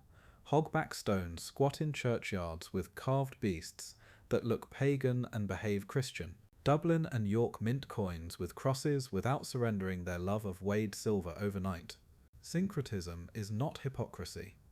It is the human habit of carrying two tools until one proves better in the task at hand. Christianization is a state project, a market project, and a household project all at once. The state wants uniformity because it taxes better than custom. The market wants writing, weights, contracts.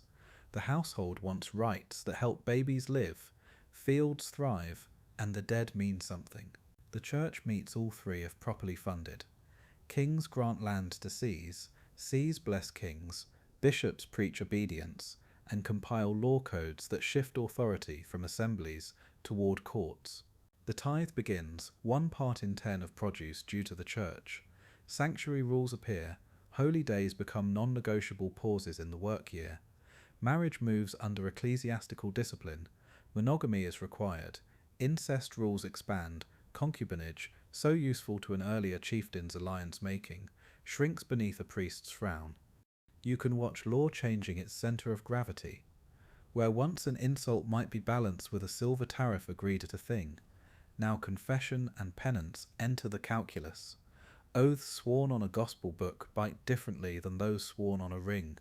Ordeal, by hot iron or cold water, for a time carries divine proof into evidentiary gaps, until canonists grow queasy and kings prefer juries. Outlawry remains, but excommunication gives it a cousin with invisible teeth. A man cut off from the sacraments is a man many neighbours will not trade with. The king's peace and the church's peace overlap until the old spaces for private violence are choked out. The material signatures of the turn are everywhere. Timber churches rise first, simple halls, turf-roofed, smelling of smoke and damp wool, then stave churches in Norway with dragon heads, domesticating themselves into crosses, then stone where stone and money allow. Cemeteries align east-west, the grave goods thin. A woman's keys still testify to authority in life, but her burial now is spare. A cross, perhaps a brooch, more commonly prayer. In towns, altars appear in guild halls. Relics move like high-grade currency between courts. A king gives a church a saint's finger and receives legitimacy that money alone cannot buy. Runestones keep pace with this theology in granite. Earlier stones brag of voyagers and good drangs who died in the east. Later ones, dense in upland, ask for God's and St. Michael's aid, alongside the old flex of family pride. X raised this stone in memory of Y, God help his soul. The grammar is new, the sentence remains ancient. We remember ours in public so that all may see we keep our dead well. Resistance is real and ordinary. There are quiet blots in barns for decades. There is scyther in the shadows, women's magic that even Christian kings fear enough to prosecute. There are old oaths, kept because weather still kills livestock no matter how many kyries are sung. There are alt islands and inlands in Sweden especially, where the cross takes longer to bite than the coastal towns that live by trade with Christian polities. Occasionally a priest gets run out of a valley, or a church burns under ambiguous stars. But the general flow is one way, because the board is set that way. Literacy, coins, hierarchy, correspondence with people who can marshal armies 2 months away. Even the skalds bend, they praise good laws and God's grace, with meters forged for Odin, and make the same sounds work for a different sky. The economy turns with the creed. Slavery, never absent, becomes harder to justify in a culture that hears bishops talk about the image of God in every person and receives letters from far-off popes that frown on selling Christians to Muslims. Slavery persists in Iceland into the 13th century, in Scandinavia longer in practice than on paper, but serf-like dependence grows where outright ownership wanes, and the slave trade bleeds out of Christian port towns. Some will convert because the rite itself offers status. Baptism as manumission's partner, marriage as a respectable contract, burial in a churchyard as a claim to community. Monasteries arrive with the 12th century like a different kind of ship. Benedictines, then Cistercians, planting cloisters where a chieftain might have pastured horses. They bring books, accounting, and a habit of drainage and water management that makes fields behave. They bring Latin and, more dangerously for old power, archives, charters that remember promises. Towns grow a second set of professionals, not just smiths and beadworkers, but notaries, scribes, teachers.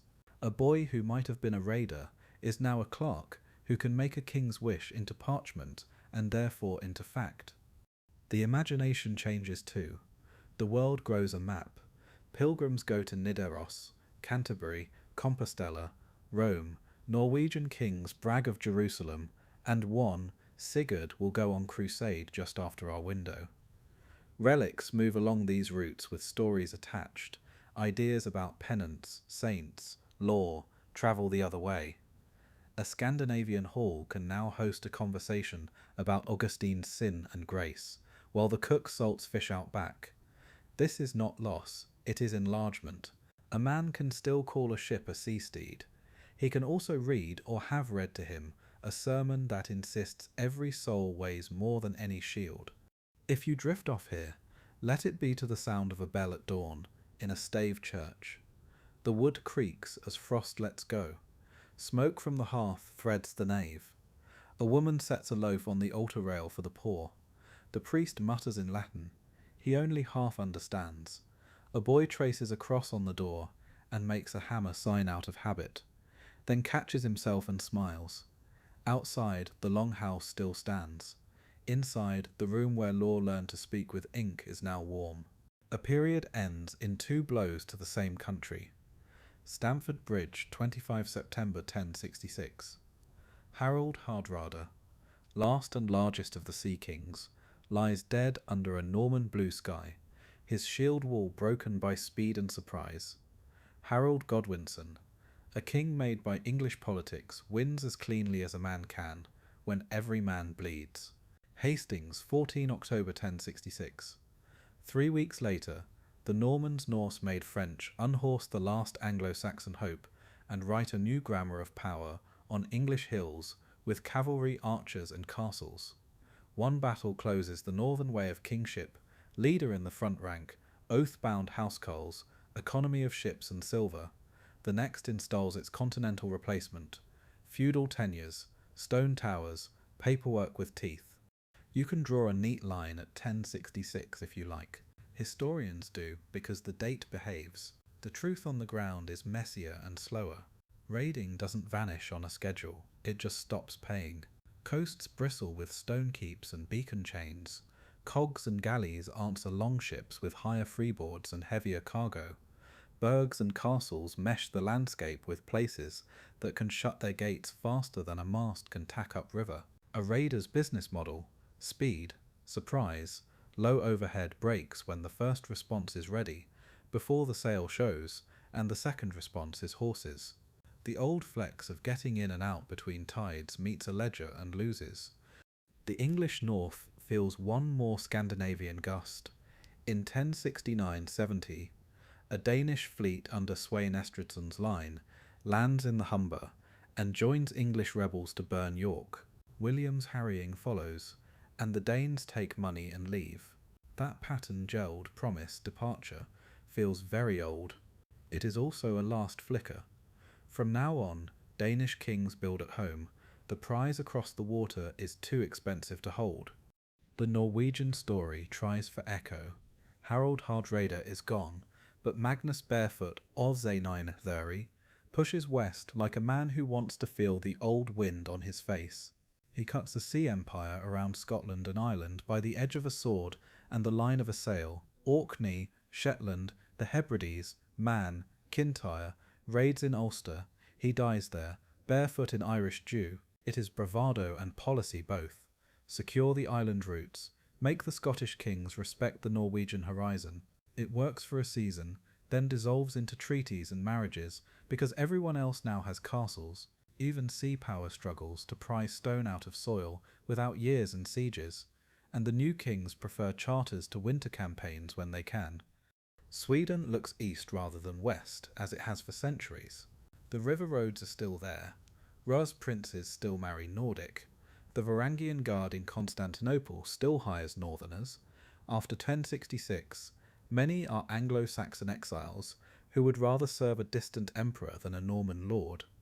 Trade still moves, but it moves under newer brands: Byzantine diplomacy, Kievan politics, and soon the Latin crusading world's gravity. By 1100, the seeds of the later Baltic Crusades are planted in sermons and skirmishes. By mid-12th century, Danes and Swedes will turn south and east in armed missions that call themselves holy. The raiders' energy survives. It simply renames itself. The Varangian Guard itself outlives the Viking Age by a century and more. It is an after-image of the old life. Men who grew up where oars are metaphors stand under gold mosaics and swear to a basileus. They fight at Dyrrhachium on Sicily in palace coups. They collect donatives and come home with silk and weighty names to marry and found estates. But even there the culture changes. The newcomers sing different songs. The Guard becomes a Byzantine institution with northern garnish rather than a northern institution with Byzantine pay. If you want a single structural reason for the Viking Age's end, it is state capacity. The polities the North harried for 2 centuries learned. They built fiscal systems that could pay for permanent forces. They built roads and watchposts. They standardized coinage so a captain on the south coast could spend a king's coin minted in the north and be believed. They normalized castle building to the point where a coastal district could shut like a jaw. Surprise loses value when logistics are strong. If you want an economic reason, say opportunity cost. By the later 11th century, Scandinavia's own towns, Oslo, Bergen, Trondheim, Roskilde, Lund, Sigtuna, Uppsala, are worth investing in. Trade pays more steadily than plunder. Stockfish from Lofoten, iron from Bergslagen, furs still, timber, wax, hides, and eventually grain, move in volumes that want contracts, not axes. A man with a ship can make 3 peaceful voyages for the risk of 1 raid and end with more silver and fewer feuds. If you want a cultural reason, say Christianity altered incentives. A world with saints, shrines, and holy days makes different heroes. A king wins praise for endowing a cathedral and issuing good laws. A scold, or now a clerk, writes it down, and the writing lasts. Clerical literacy makes administration durable. Marriage rules and inheritance laws make polygynous chieftain networks harder to maintain, and central authority easier to pass cleanly. Even the imagery turns. Rune carvers ask God to help a soul. Bishops bless Leidsogening musters. A warrior might still die well, but he is told to die for something that will fund a chapter house, rather than at something that will burn by morning. There is also the simple physics of demographics and climate. The medieval warm period gives Scandinavia a few centuries of better harvests and longer seasons. Marginal land improves, population climbs. That makes internal colonization more attractive than sea risk for many. The North's overland infrastructure thickens. Roads, bridges, ferries, and so does its habit of papering reality. Charters sever and graft rights without a raid. You don't have to love this to see its efficiency. The technology pivot is quiet but decisive. The longship is still a masterpiece, but against a cog with high sides or a galley with heavier soldiers, its boarding virtues can be liabilities. In rivers where it once flew past weirs and fords, there are now bridges with wardens.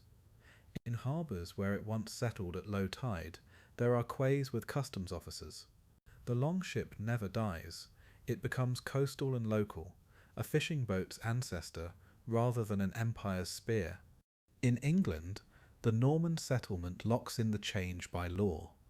Castles like Richmond, Norwich, Durham sit astride roads and rivers, permanent, garrisoned, taxable. The harrying of the north demonstrates a kind of state violence that makes Viking harassment look amateur, systematic, winter hard, and recorded. Sheriffs collect, itinerant justices ride, Domesday writes it all down. After that, if a Scandinavian fleet comes, it will be met with checks and chevauchés instead of panicked musters and prayers alone.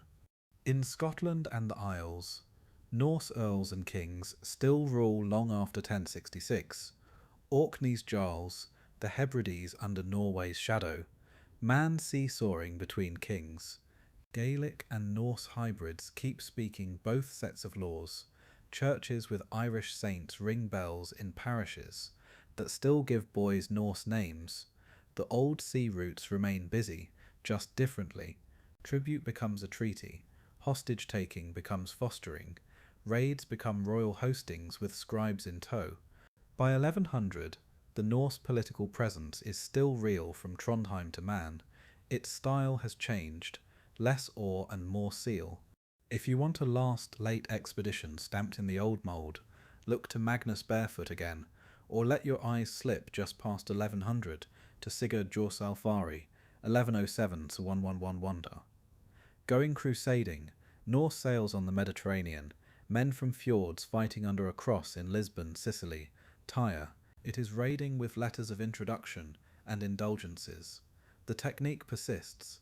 The narrative has turned.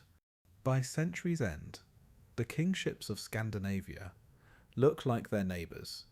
If still with a sea's gleam, they hold assemblies but issue law. They take oaths from magnates but keep housecarls on the payroll.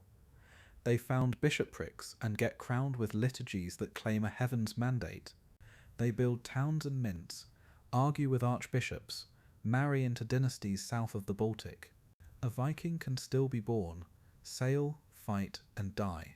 He will be remembered as a subject of a king rather than the client of a chieftain, and his grandchildren will farm under a charter instead of a boast.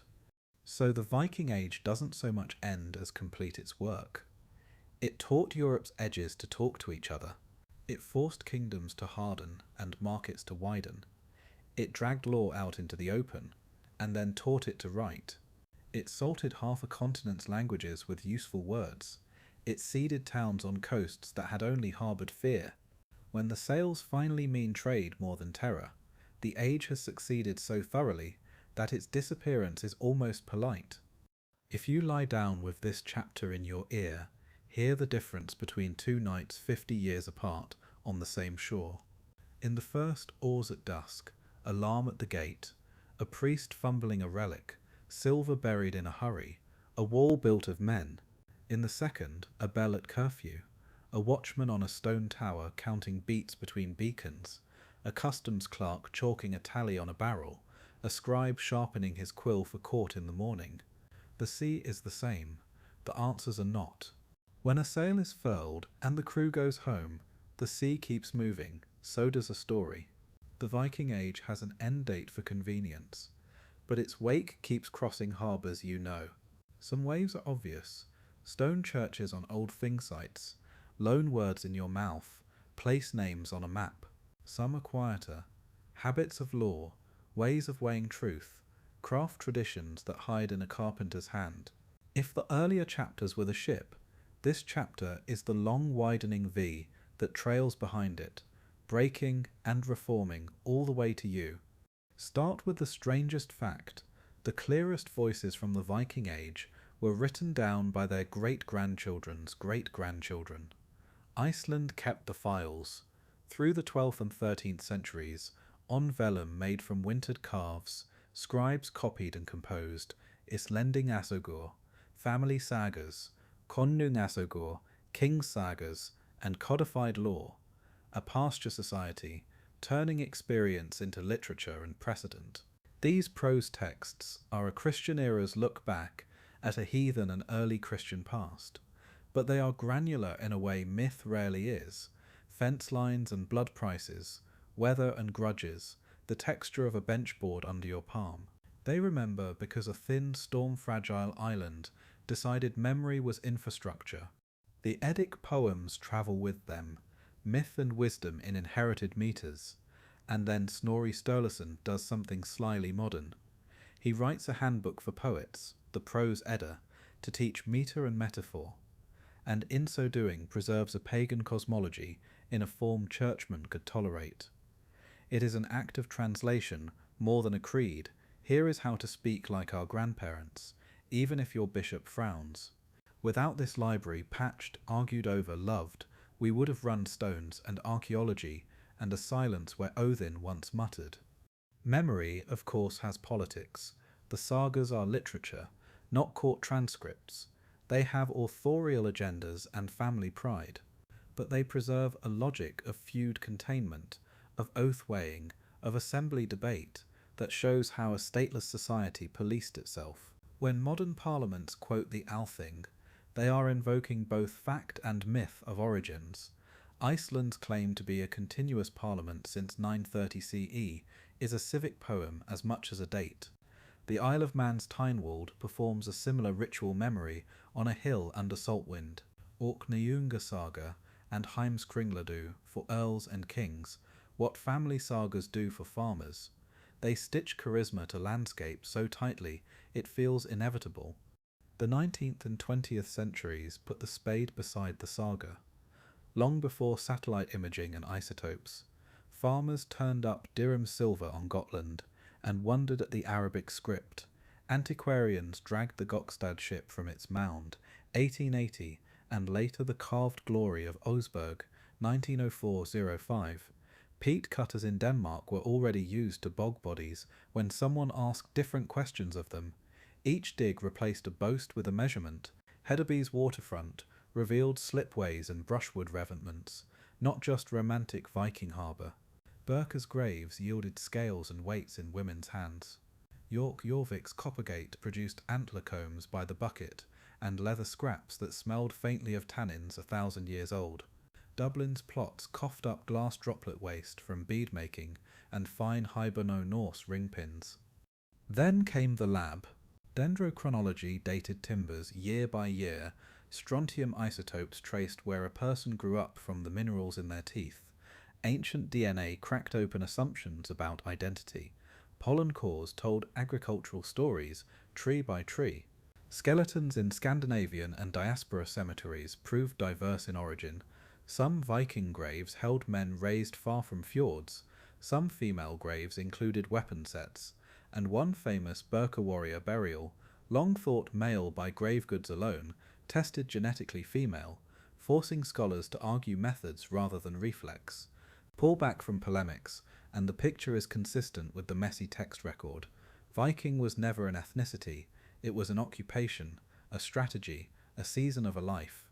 The crews were heterogeneous, Norse speakers, yes, but also Slavs, Celts, Finnic peoples, Franks, folded into networks where loyalty ran by profit and kinship more than passport. On the Atlantic Rim, Lance O'Meadow's 1960s excavation moved Vinland from saga rumour to turf and timber fact. Norse buildings, ringed pin fragments, iron nails smelted in a bog iron furnace, proof that Greenlanders and likely Icelanders landed in North America around the year 1000. No longhouses in Manhattan, no empire. A way station, a test, a story that lived whether or not the colony did. The site's smallness is its power. It shows how far habit can carry you, and how quickly environment and logistics can say enough. If you squint, Modern governance carries Norse fingerprints. The thing a public assembly that heard law from a law speaker, set compensation and negotiated peace, did not invent deliberation, but it normalized it in places where aristocratic violence might otherwise set the calendar. When Christianity and kingship rearranged Scandinavia, these assemblies survived as organs of taxation, recruitment, and local justice. Some of their principles walked abroad, the wapentake and 100 courts in England, names hyphenated by the Danelaw, Odal land law in Orkney and Shetland, allodial rights surviving deep into modernity, ting and lagting in Norway's administrative vocabulary. Even the jury, not a Norse invention, found good soil where communities already expected neighbours to swear what they knew. The legal legacy is not clean or heroic. It includes slavery normalised in statute. It includes price lists for injured bodies that chill modern readers. It includes gendered constraints that coexist with women's property rights.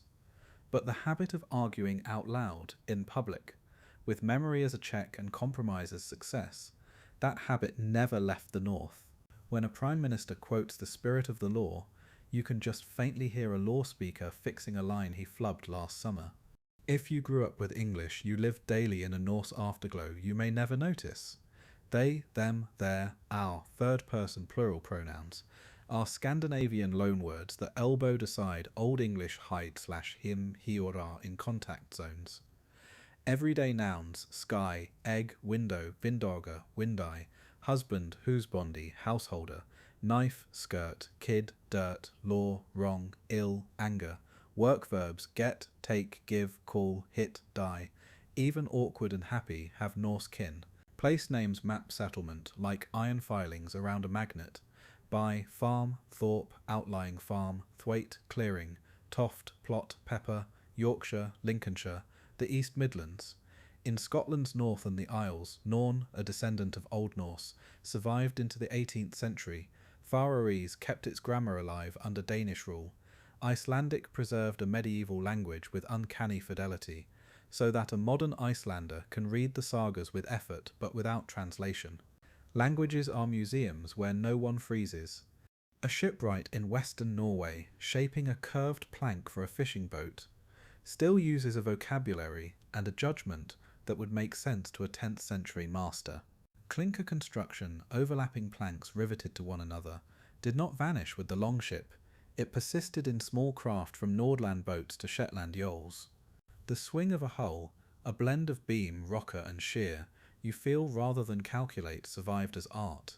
Sail-making as women's industry is gone, but its economics echo in every maritime community that knows one household's textiles can bankroll another household's risk. The Norse stockfish habit still feeds Europe. Rope walks in old towns still show where fibre became force.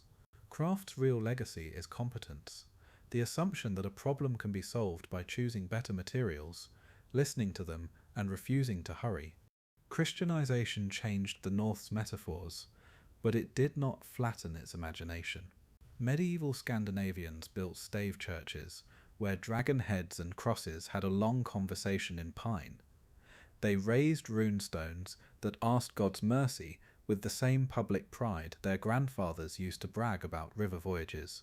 The faith legacy is administrative parishes, tithes, cathedral chapters, and architectural stone replacing turf, vaulting replacing rafters, but it is also imaginary, saints' cults, miracle lists, letters to Rome from kings who had just enough Latin to get their point across.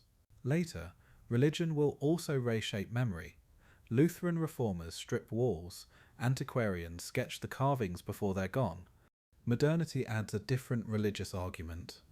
Appropriation. Some extremist and supremacist movements kidnapped runes, Mjolnir and Volknut into symbols of hatred. Museums, reenactors and scholars have had to answer by contextualizing hard and often. These are artifacts of a plural, mobile world. The crews were mixed. The trade routes braided Europe and Asia. The mythology refuses easy purity.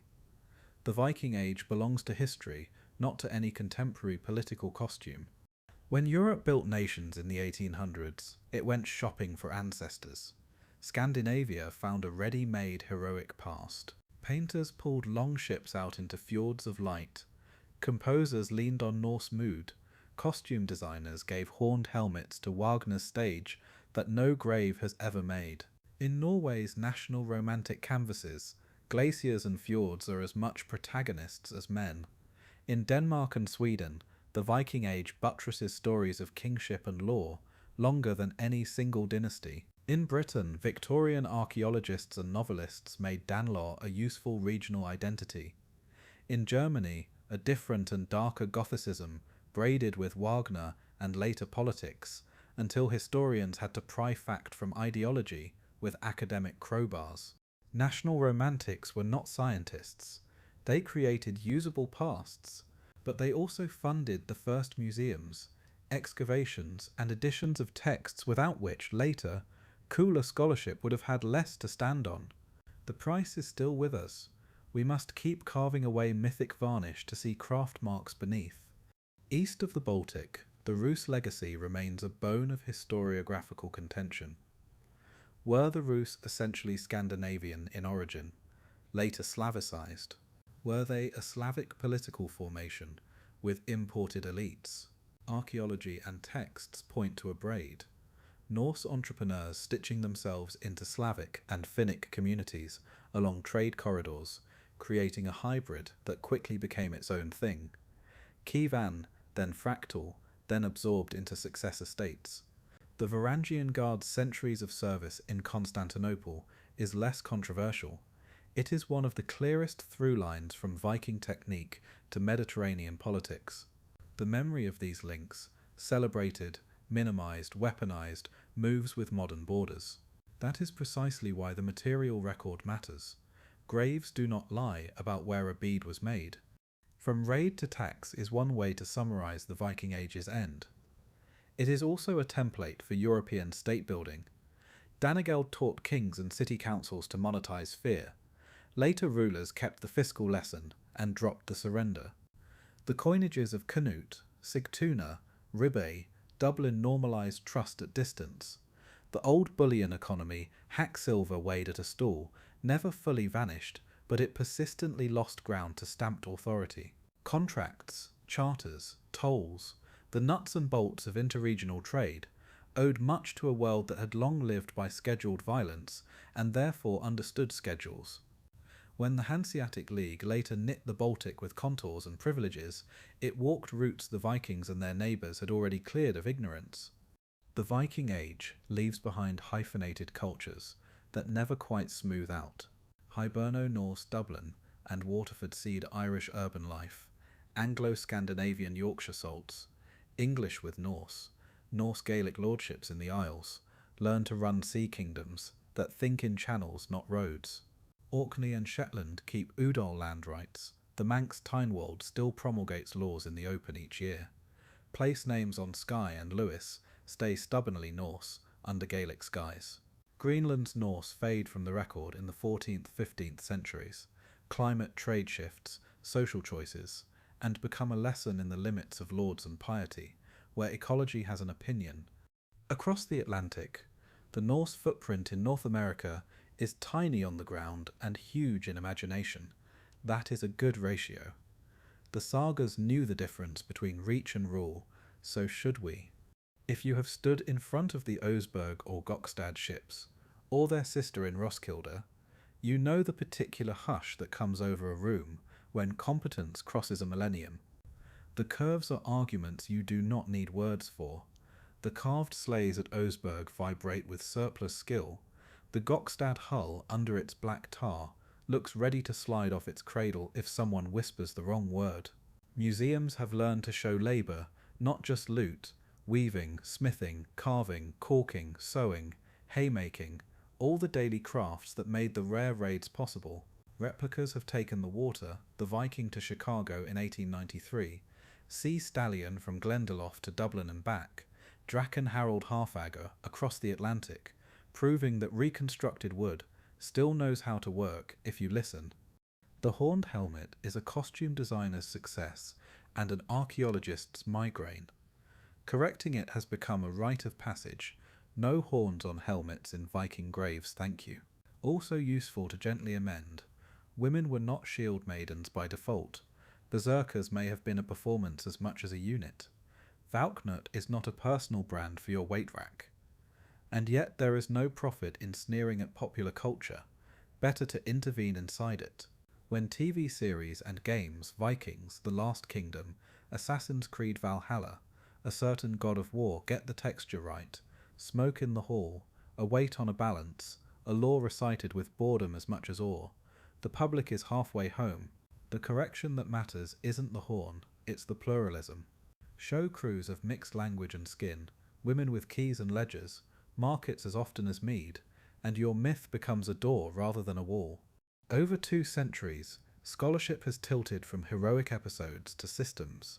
The words have changed from barbarian invasions to mobility, from piracy to maritime predation embedded in political economies.